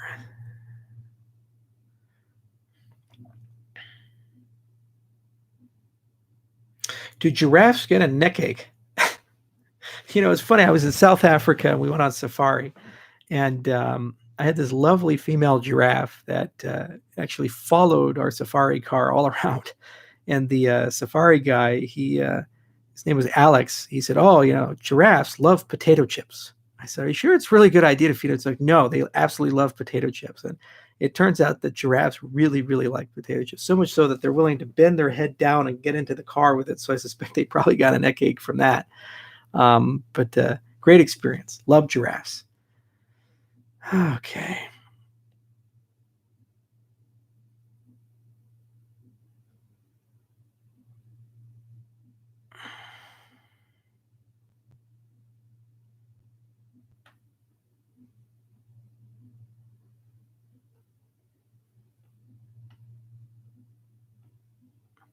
Are you going to introduce ring signatures into Cardano so that they can be used in the darknet to buy things that aren't illegal? I mentioned this earlier about privacy primitives in the system. So we think a great degree about privacy. It's actually one of the sexiest research topics for graduate students, and one of the sexiest things for cryptographers to publish things about. You get great media. You can go to all the right clubs and parties. You get to go to DEF CON and say, "Hey, look, I have something really cool." Three-letter agencies sometimes start reaching out to you and say, "Hey, would you like to do a presentation?" So cryptographers have a certain appreciation and love for anonymity and for privacy primitives. And in the cryptocurrency space, that's like taking that traditional hallowed place and putting it up on steroids and making it really cool. So ring signatures are an older primitive, and they're used in Monero and other things. And we could certainly add such a thing to Cardano. Where it gets really interesting is when you start thinking about holistic privacy systems. So it's not just good enough to think about privacy in terms of linkability. That's what we typically think about as kind of like level one when you're starting to build out a privacy system. So linkability is saying, I have an address A. Can I determine who owns address A? Is that Charles? Is that Bob? And what level of certainty do I have? And what facts and circumstances go into that? Then the next level is saying, well, maybe I can't necessarily link things, but I can know who's using the network. And if only like 35 people are using the network, I might not be able theoretically to link it, but I can do some other out of band things to winnow that set down to the one person who's using it, because there's only one guy in my country who's using it. Okay, so there's network level anonymity as well. Can you obfuscate the fact that you're using the protocol, and to what level can you do that? And we've seen things like Dandelion and desires to run protocols over Tor and things like that to try to get down that road. Then there's amount anonymity. So if I'm sending a transaction between Alice and Bob, A and B, can we obfuscate how much was sent, like a confidential transaction? Now, why would you want to do that? Because again, it creates a target surface. If you're an observer, you might not necessarily be able to link Alice to A and Bob to B, but you can watch for large transactions and say, boy, $1 billion worth of Bitcoin just moved.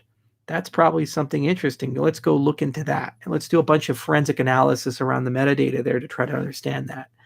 So when you think about privacy, to me, it's useless unless you start thinking clearly about, well, how do you build an ecosystem of privacy around your system?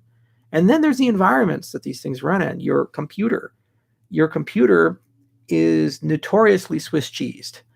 If you're running Windows, there are backdoors into it. The underlying hardware, there's a lot of very credible people who believe there are hardware backdoors in that.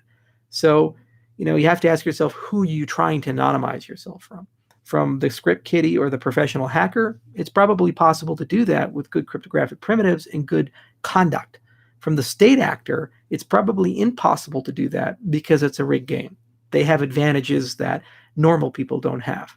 One of my favorite papers I've ever read was written where people were able to use a microphone listening to changes in the frequency of a CPU to steal a private key for a PGP key. So they could sit at a coffee shop with a microphone listening to a computer that was encrypting and decrypting files using keys, and it just by listening to the subtle changes in frequency, it could actually steal the key. It gives you a sense of the level of sophistication and the level of creativity that people have come up with in terms of InfoSec. And it's just always a war, and it's always the adversary is always very powerful, and they don't play a fair game. So when you think about privacy in that context, it's also about, well, who do you care about? If your goal is to hide from the government, you're going to have a very difficult life. If your goal is to protect yourself and to anonymize a lot of your activities, you probably can accomplish that with some best practices and so forth.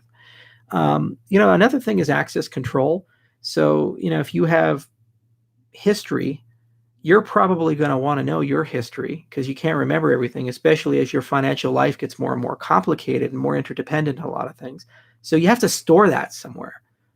And so even if you have a perfect protocol that provides perfect privacy and everything's great and you have very secure environments to run these things in, there is a back door, which is you. You are the back door. So as a consequence, how do you get access but no one else does? How do you remember and so forth? One of the things that changed my life is when I moved to LastPass. I tried very diligently to remember hundreds of different passwords and all these creative schemes. And I say, at the end of the day, I'm just going to go with LastPass and do two-factor authentication and this and that. And yes, I'm trusting certain things, but it's pretty good service. And I think it's dramatically improved my personal security, and I have a lot more control over it, and it's made my life a lot better. But I accept that I am giving up a little bit of privacy there, and I also am giving up a little bit of control there for that trade-off that I've made. So privacy lives within that context of the backdoor you yourself have, the environments that the systems run in, the type of adversary that you're dealing with, and exactly what are you talking about with the privacy? Is it linkability? Is it the network?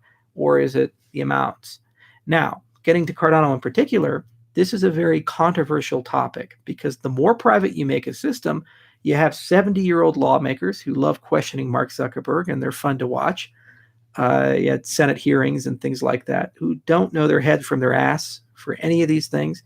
And somebody comes along like the FBI or the NSA and tries to convince them that you should have secret backdoors in crypto because that's the way the world needs to work.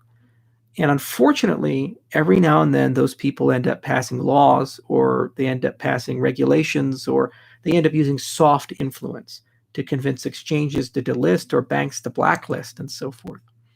So there needs to be a community discussion within Cardano. And I think that's the first great use case of a governance system, is to have a discussion of how private should we be. My scientists are geniuses.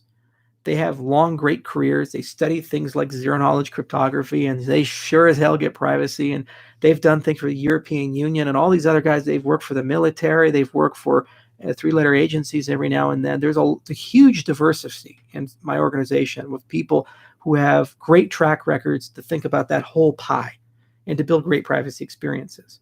But at the end of the day, we do not have the right to make such a foundational decision for the Cardano ecosystem, because that decision will have an impact on liquidity and price. If we go too private, we probably will get delisted from a lot of exchanges, especially in Asian countries. If we go in the other direction, we probably will be more palatable to governments, and the price may go up, but you have a Facebook-style scenario where there's a backdoor in the system. So it's a spectrum. And what we can do as engineers and scientists is we can tell you the trade-offs and what the tech looks like, how it's going to slow down the system, what it's going to do to your latency, to the transaction sizes, and the societal trade-offs, and say, if we go down this road, these are the consequences. And the first great governance challenge I think is going to be about privacy. It's sure as hell not going to be about scalability, because at the end of the day, our research gives us good trade-off profiles. So when we come in, we say, would you guys rather have X thousand transactions per second or X dozens of transactions per? You say more is better. Let's do that, especially if the trade-off profile is very reasonable. But on privacy, there's no clear solution. We could go with bulletproof stuff. We could go with ring signatures. We could put Dandelion into the base protocol. And by doing that, massively enhance your privacy.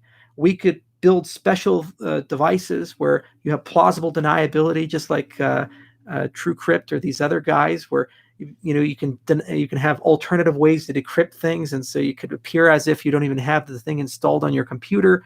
You can boot off a USB device into memory only and interface with your wallet this way. There's 1,000 ways we could approach this problem, 1,000 ways. But, and this is the big thing, each and every one of those ways has an unclear scenario. Here's the last point about privacy.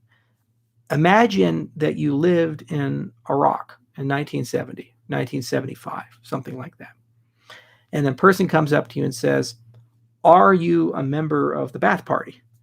You would say, if you were, yes. Why? Because that was how you got ahead during that time period. There was a one-stop show. They had a monopoly on power. If you're in the party, you get to go to the good school. You get the good job. You get all the opportunities. If you're outside of the good graces of the party, your life pretty difficult. Fast forward to post-occupation Iraq, after Iraqi freedom, and Bremer and Wolfowitz debathed the country, and they say, are you a member of the Ba'ath Party? You say, no, I don't know anything about them. No, I was one of the opposition guys. Why? Because you potentially could be ineligible for going to the right schools or serving in government, or you have a very soft bias against you. So the very same fact, a piece of information, has a historical arc to it based on the facts and circumstances that you cannot predict.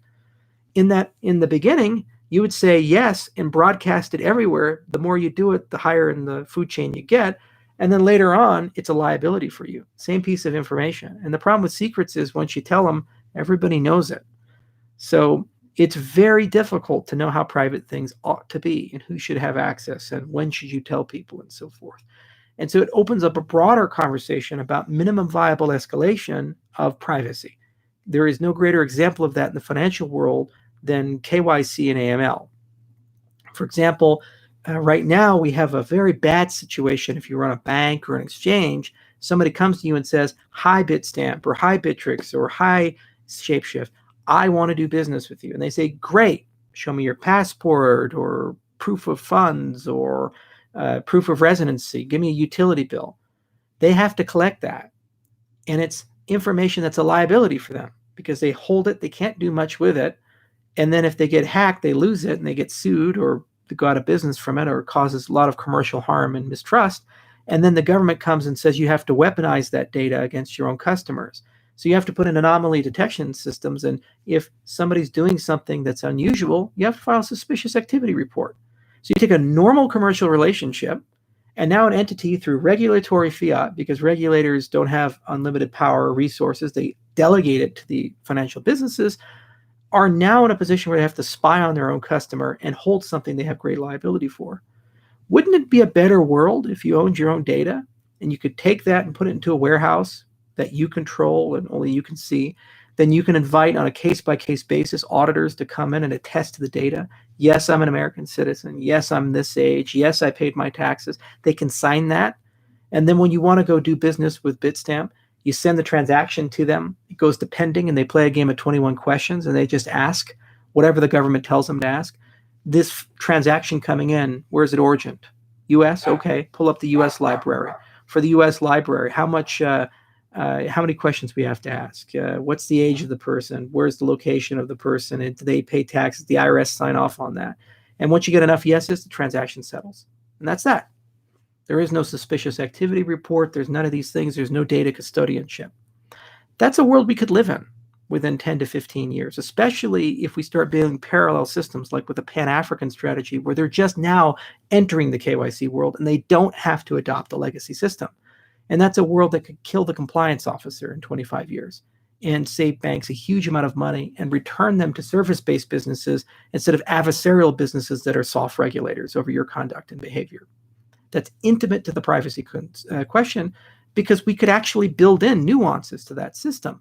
For example, while you could own your data and that's anonymized, we could build a backdoor in where if a sufficient amount of thresholds are met and a sufficient amount of actors agree, we could de-anonymize the data to a particular actor, like a judge or a regulatory body. The cryptographic primitives to do this type of thing do exist, and they're becoming more nuanced. So maybe instead of saying absolutely private, total libertarian, absolutely not private, we're in China, you could actually have a spectrum there, and people could decide what that spectrum needs to look like, and reasonable people can disagree. So I think the privacy question of should Cardano be X or Y is much more nuanced. It needs to be a community discussion, and it has to fit into the environments that Cardano is going to operate in. One of our big goals is to merge the permissioned and permissionless worlds together and have Cardano run in a Pan-African way. We think that we can get hundreds of millions of users off that continent over a long arc of time. And if we're doing that, it has to be a system that replicates the functionality and expectations of the legacy financial world. So it's not good enough just to be able to write the transactions. We have to have a meaningful articulation about compliance, about regulation, and about privacy. And if you get the right base protocols in, you can build a reality where you have competition, you have a diversity of thought, and over time you converge to something good. The one thing we won't do at IOHK is we won't be like Ripple. We won't put Ben Losky on our board. We won't kowtow to whatever makes us the most money or gives us the best access. Because at the end of the day, if I wanted to work in the legacy financial world, I'd have just taken a job at a bank.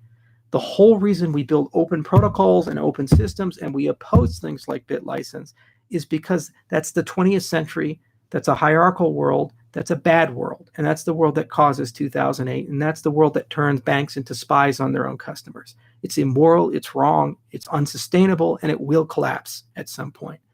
We have a point in human history where we can either decide to double down on the past and become a very dystopian world where everybody gets a number on their forehead, and if it gets too low, you get kicked out of society, and if it gets high, you get the good life, to a world where you're in control of your data, you're in control of your money, and you're in control of the way you interact with markets. It doesn't mean you get to do whatever the hell you want to do, because when you do business with somebody, they have a say on how you do business with them. But it does mean at the end of the day, at least you get a choice, accepting the consequences of that choice. So privacy fits as a component of that. And it's something we do care a lot about at our company.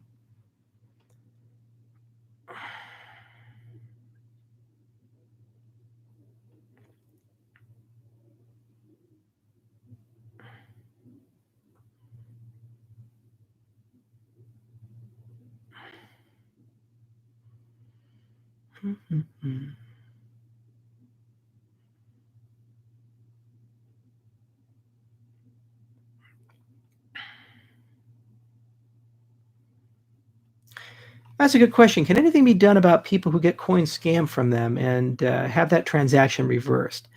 You know, we have this thing. We've had it for a very long time. It's right here. It's called cash. See, $5 bill. Okay, so it's funny that our grandparents and great grandparents, they grew up in a world cash is king, and they were just so attuned to this idea that if somebody steals your wallet, breaks into your house, they take your cash, it's gone. And so they built a lifestyle where they got very clever, how to store it, how to think about it. And there's certain inefficiencies with that. Then we moved to this digital world, a world of credit cards, a world of bank accounts, a world of PayPal. And then we just started building these consumer expectations of, if identity theft happens or if somebody hacks into my account, I can pick up a phone, I can call somebody, and somebody's going to be on the other side of it to listen to my story, hear me bitch, and make things right. There's a big cost to that. There's hundreds of billions of dollars of fraud cost to the global financial system every year. And that system has a huge amount of trade-offs in that you lose control. Just like this piece of cash that our grandparents lived with and they enjoyed, at the end of the day, they had total dominion of that. You didn't have civil asset forfeiture. You didn't have freezing of assets, these types of things. The country went bad. You could convert that into silver or to something else. People couldn't come in and just seize money out of your bank account, like put in a wealth tax, Cypriot style or something like that.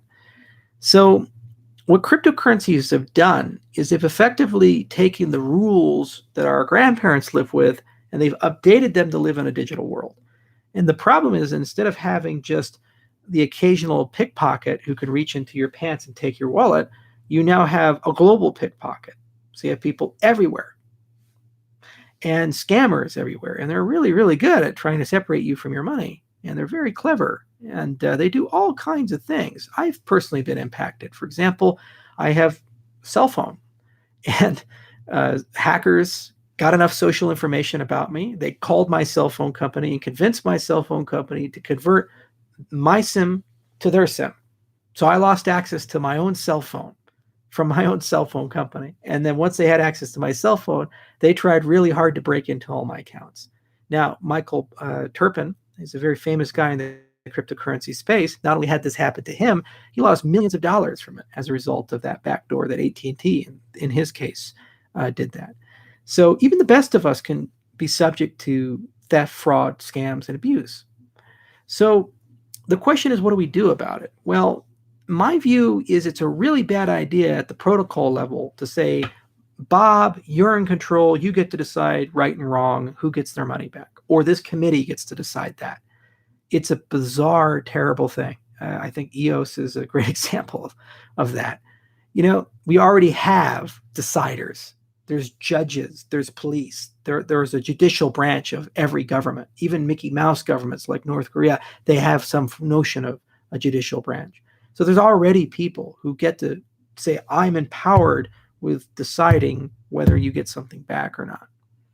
So instead, what you need to do is say, look, the base protocol is like cash, but you know what I can do with cash? I can convert it into other forms. And when I do that, I get added trade-offs. Maybe I lose some control, but now I get consumer protection. There's insurance, there's multi-sig, there's custodial accounts, and so forth.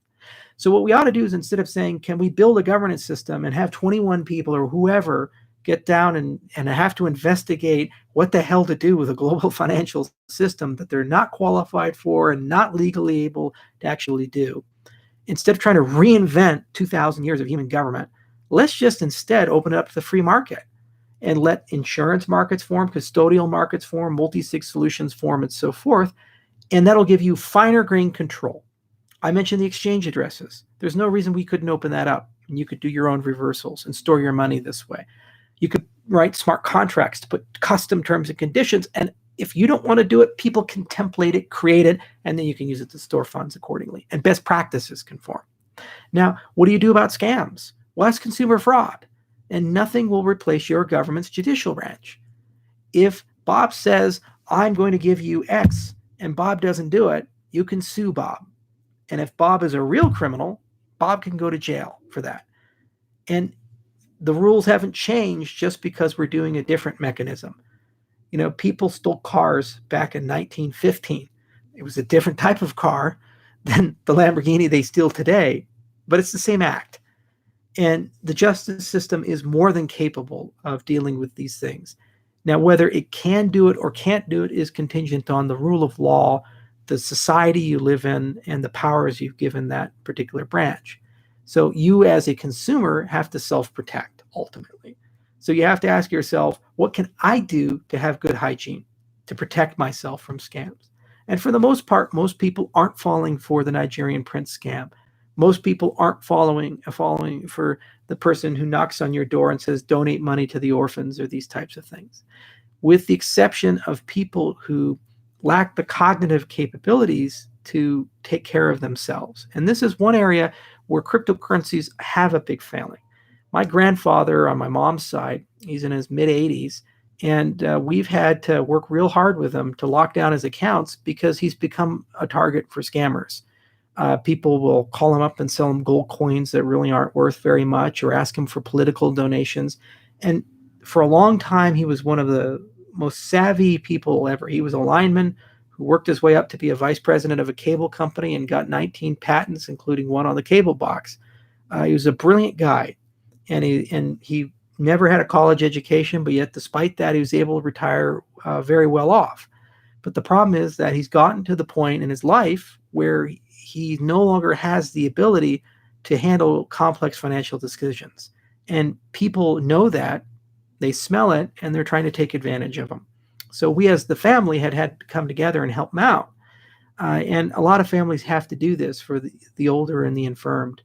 My grandfather on my other side, my dad's dad, he has Alzheimer's. And again, he was a brilliant man. He was a surgeon, an OBGYN, delivered 4,000 kids over his career, and had land up in Montana and land in Hawaii. And unfortunately, as his Alzheimer's got worse and worse, his financial decision-making got worse. And a lot of that nest egg that he had constructed to give him a good retirement got absorbed away. The problem with cryptocurrencies is they take things that are like bank accounts, which normally do have some protections and allow other people to come in and, when it's a social problem, resolve it, especially on a family side, and they treat it like cash. And if grandpa has Alzheimer's and he's buried a lot of money somewhere on a 600-acre estate, you're never going to find that. Good luck. And it's the same problem with cryptocurrencies. What happens when they forget the private keys? This is one of the challenges that we as an ecosystem have to think really carefully about. And unfortunately, for this particular asset class, there may exist realities and scenarios where these things just don't work out so well and people lose their money. In other cases, like with Hal Finney, who was in Bitcoin very early, he was able, because he knew he was going to die and he knew he was declining, to protect himself and his family as best he could. But even they were actually victims of ransom attacks and scammers and other such things. And they had great preparation. So it's a great conversation to have. From our part, we can build great devices and smart contract standards and special transaction types. But at the end of the day, it is something where third-party services are going to have to interact with the protocol to provide that level of coverage, which actually stumbles into another point about what is the role of the financial institution in a post-cryptocurrency world. I see a lot of people, usually people that want to separate you from your money, run around and say cryptocurrencies are going to kill all the banks, kill all the insurance companies, kill all the financial institutions. No. Because at the end of the day, financial institutions exist not to take money from you. They do that today a lot because they've been perverted. But in the beginning, they were about saying, you have something, and I'm going to help you protect and transform that thing you have over the arc of your life so that you get less risk, you can grow it more and you get more certainty for you and your children and your children's children. They're a service provider. That's at the end of the day, the heart of what the financial industry should be doing as a good industry. So the financial industry, as it learns more about cryptocurrencies, it's just another asset class. It's just another tool. And maybe they're not going to be as large part of the economy and make as much money as they used to, but there's going to be some subset of people who are quite clever who can adopt special types of processes that can take care of my grandfather and my other grandfather as we grow older and as life gets more complicated and harder. And our goal is to preserve the fruits of our labors as opposed to growing the fruits of our labors, and to make sure that those fruits can be transferred from one generation to the next generation in a responsible and well thought out way. And it turns out that they have much, much, much better palette to work with, much better canvas to work with than they have with the legacy financial system, where you only have 5 tools and they all kind of look like hammers. Here, they have code. They can actually do amazing things. So I'm actually very excited to see how we can go back to the baronial age and go back to the way things used to work in the financial industry, where you have a relationship with somebody and that person's adding value, either in that they're protecting you, or that they're making transactions better or more comprehensive, or that they're making your ability to transfer what you have to someone else occur with less friction. So it's a great question, though, and thank you for asking it.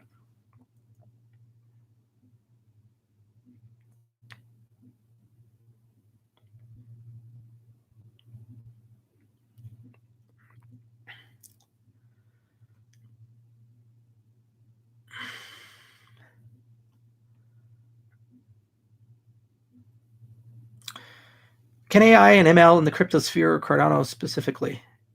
Yeah, so I get a lot of AI questions, and I get a lot of questions about machine learning, and like, what's the role for this stuff in the cryptocurrency space? So, Apache has a project called Flink, and there's this notion of complex event processing, and the financial world is very sophisticated these days. And so, one thing you can Google this; it's actually a great anomaly. So, somebody hacked, I think it was Reuters' Twitter feed, one of the news agencies, and as a spoof, they tweeted, "White House attacked, Obama injured en route to hospital." Now, the moment that they did that, the markets went, not minutes, not hours, but like literally seconds after that tweet came out. No human being could have possibly reacted to that. So you have to ask yourself, what happened? How did the markets react like that? Well, what happened is that people write all these algorithms, and these algorithms are complex events, and basically they watch all these sources of data, and they weave them together into a mosaic, and that mosaic forms a picture. And that picture is retrodicted to many different things, and it's an opinion on how reality ought to be. And it's only as good as the inputs that are going into it.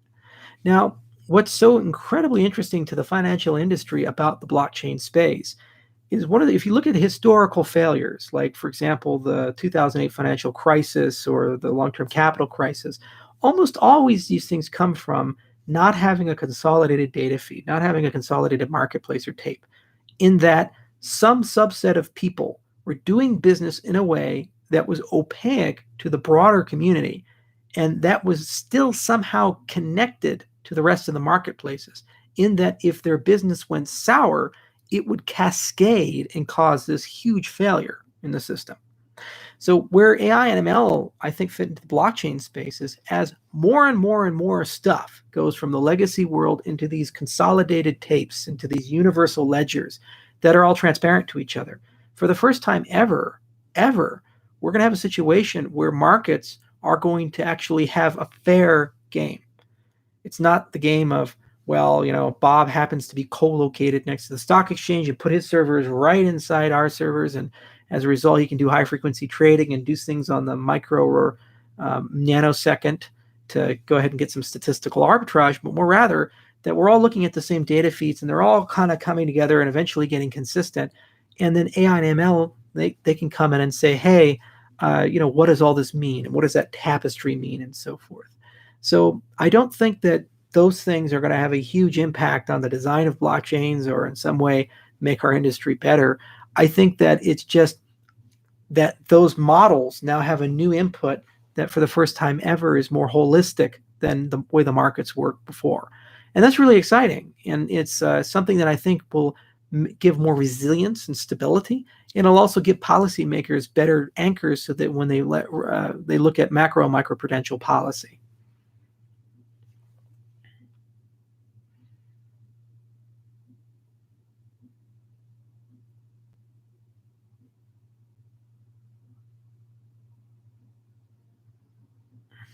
Let's see, anything else we got here? All right, let's do one more and then I got to get going.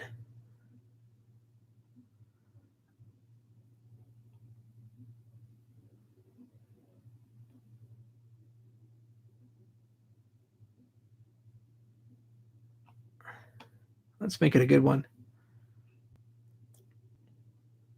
Charles, what do you envision the world will be like in 20 years? That's yeah, that's going to be a fun one to answer. Let's go down that road. So, you have all these guys that are called futurists. And if I could go to university all over again and do everything all over again, I'd probably take more art classes. I'd learn how to draw and certainly learn how to paint. I love Bob Ross.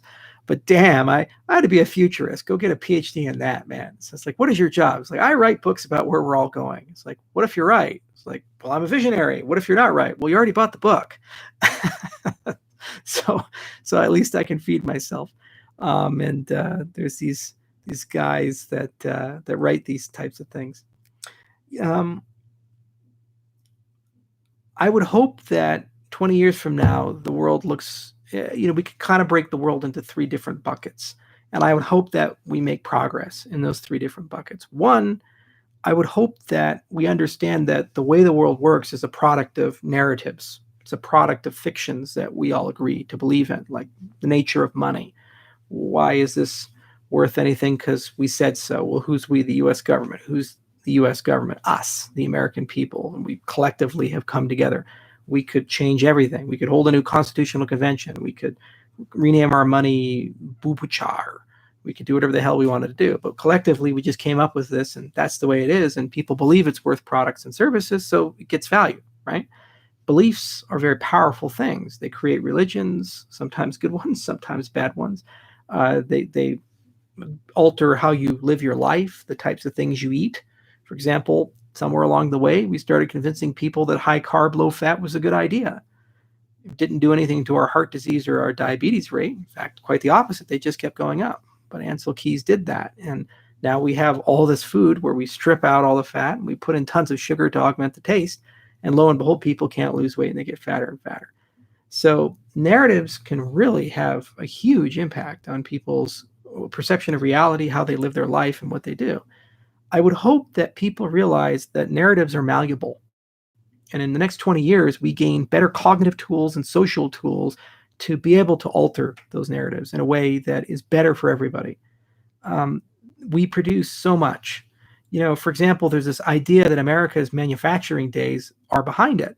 It surprises a lot of people to know that we manufacture more things in the United States in 2018 than we did in the year 2000 or the year 1990 or in the year 1980 or 1970 or 1960. Yet people seem to believe that we make less because there's physically less people involved in that particular industry. And as we mechanize and we automate and as things get more advanced, we get even more productive capacity. So why is it the fact that despite the fact that we're getting more efficient, we have more productive capacity, we still have people that live on less than $1 a day? And we still have people that are going through a real hard time. So I would hope that people realize that if you just change the narrative a little bit, like we did when we went from communism is the solution in Africa and all these governments just got really raped and destroyed from it, or deep injection of foreign aid and foreign control is the only way to get people out of poverty, to like a market-oriented approach where you empower people to do their own things. We saw in 20 years, places that were the canonical place where people starved to death to actually having a lower infant mortality rate than Europe had in the 1950s. So the first thing I would hope is that because of the internet, the intellectual dark web, and all these new capabilities, that more and more people wake up to self-offering their own narratives. Trust but verify, using critical thinking, talk to people, look at things, get more data-driven. And over the next 20 years, we have a tremendous opportunity to break up that cartel and to basically be in charge of the way we live our lives and the way we perceive reality. Second, there really is a great silent medical revolution, and it's a revolution that focuses on cures instead of treatments. And this is something where you have to think carefully about financial incentives. One of the reasons why the pharmaceutical industry works the way it does and the healthcare industry is the way it is that you get paid a lot to treat and you get paid a lot to manage, but you don't get paid a lot to cure. If somebody comes in and you fix their back and they say, wow, my back feels great. It's like, great, you got a service fee for that, even if it's a very high fee. Somebody comes in and says, my back hurts. You say, here are some opiates. Here are some drugs for that. And by the way, you have to keep taking them or else the pain comes back. You make money from that person for the rest of your life as a pharmaceutical industry. So there are some in the industry that invest very heavily into treatment, but not so much into cures. And if you look at things like cancer, things like neurodegenerative disorders, autoimmune disorders, all these things, there's a huge body of things, regenerative biology and regenerative medicine, immunotherapy, where we're starting to learn that you can just have the body heal itself. The body built itself from nothing, just two cells came together and became this huge thing. So the body can certainly regenerate itself and repair itself. There's some cancer vaccines coming on the marketplace. There are some miracles where basically they say, hey, your own immune system can treat it instead of chemotherapy or this. Similarly, we're actually starting to see meaningful progress in growing organs, regrowing limbs, and so forth. Now, that, I think, is probably one of the greatest achievements in the history of humanity, and we're on a collision course to get there. There's just tons of great scientists and great institutes that are working on it. Unfortunately, all the wars the United States has had and the wars we've had all throughout the world have left millions and millions of amputees and millions of paralyzed people and people with permanent injuries. And those people are going to live a very long time, 60 years, 70 years beyond when they got the injury. And the healthcare system needs to treat that. Second, the dementia crisis, where neurodegenerative disorders are coming, is horrendously expensive to deal with. So there's just massive amount of government money and industry money coming in, and we're moving from a treatment-based economy more towards an idea of cure-based economy, where through some combination of perturbing your diet and exercise and other such things, and some perturbation of things like CRISPR and stem cell research and so forth, somehow, some way, we're going to stumble into a reality where we can tune things to make things better. So that gets me profoundly excited. And I think over the next 20 years, we're really going to start seeing great progress there. And I'm going to live and you're going to live to see the first person get up out of a wheelchair, or first person to regrow their legs, or first person to have a heart transplant where they grew the heart in a petri dish in a bioreactor as opposed to transplanting it from one person to the next. It brings up a lot of ethical questions, and it brings up a lot of societal questions of, well, what happens when people start living a lot longer, and a lot of the things that used to off us are now were kept around, and what do we do about overpopulation, and what do we do about resource allocation, because these therapies probably aren't going to be cheap, and it's going to be one of the great challenges of the 21st century. Finally, this is the first century, I think, where we're going to create a new form of life. We're going to both be able to bring back life that has been lost, and we're going to be able to create different types of life defined by cognition. So in terms of bringing back, in short order, we're probably going to bring back the woolly mammoth and other animals like that. There's even documentaries on YouTube you can watch, but it's only a matter of time before de-extinction happens. And in fact, from policy perspective, so many animals go extinct every year. It's much better business if you're an entrepreneur looking for the next big business to start, to go to a government and say, let your animals go extinct and we'll pay a subscription to us, and we'll go ahead and de-extinct them when you have the resources to do that, than to try to conserve them and prevent them from going extinct. It's a battle that's too uphill to fight, but that might be a better way of doing it. Which then brings up a question of, well, we can bring back the woolly mammoth, but there were over 20 different species of humans, of Homo erectus and Neanderthals and so forth. What if we could bring them back? What does that mean? What rights would they have? And is that a good idea or not? So there's a humongous intellectual challenge, ethical challenge, societal challenge in that we're going to be able to do that. And we're not really prepared as a society for the consequences of that. We're kind of used to letting things go instead of gaining things back. Second, we're creating artificial life in that we're creating these computer programs which are so tremendously complex that at some point they're going to be able to imitate human cognition, and at some point they probably will have their own cognition. What that means is difficult.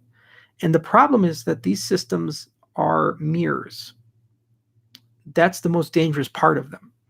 We adopt mental defenses and insulations about ourselves to protect ourselves from who we really are. We tell ourselves lies, and we believe those lies, and we create social lies. I think Trump is the best in the world at that, to think that I am X. But the problem is when you have something like the laws of physics or a cryptocurrency or an AI, it can look at you with a penetrating gaze that is so profoundly intrusive that all your fictions go away and who you really are gets exposed. You know how much you lie. You know how much you kind of procrastinate. And that's a profoundly uncomfortable thing. And this can be done on the individual level and on the social level.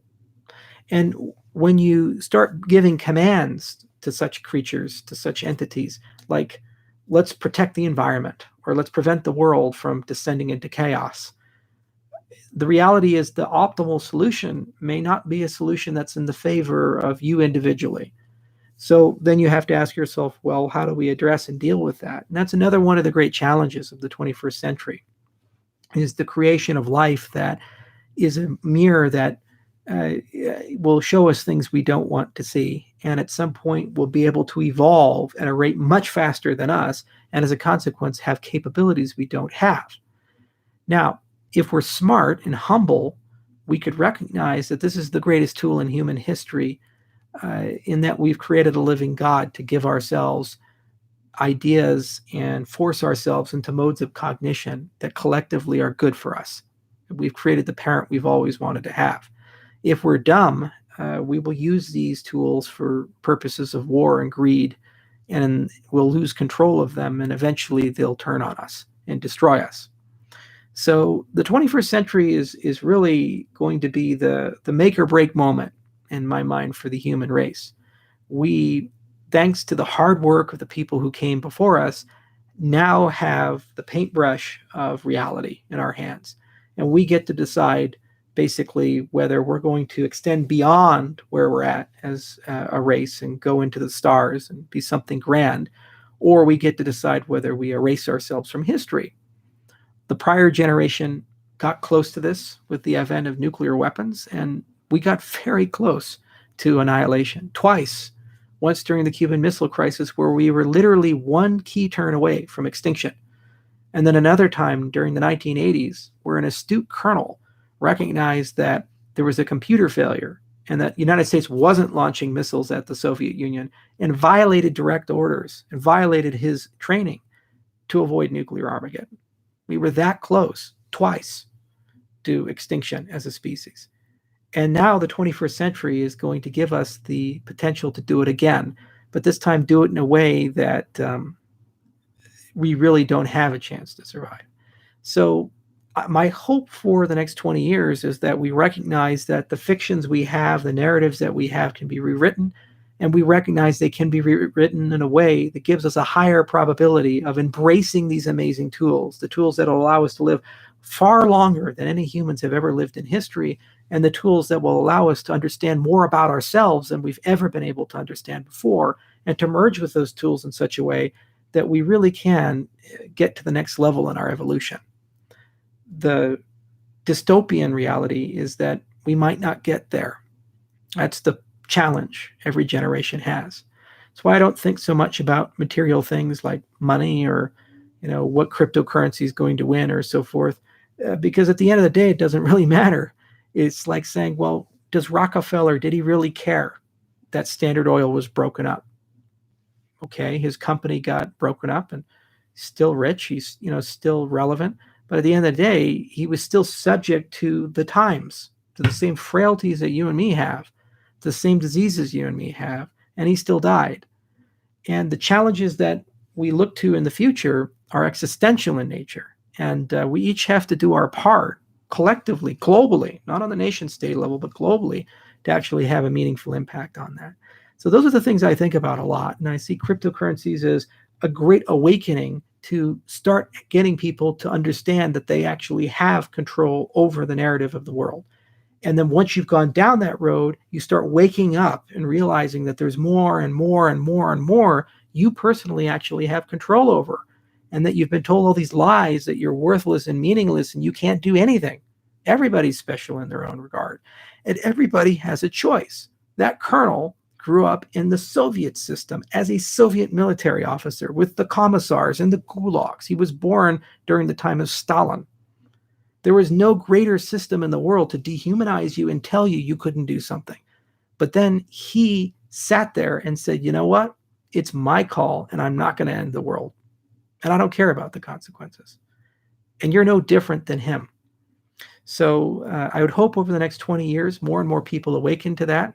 The technology is on autopilot. It's going to happen. There's too many brilliant people working on it. And if we get it done right, we're going to live in a really good world.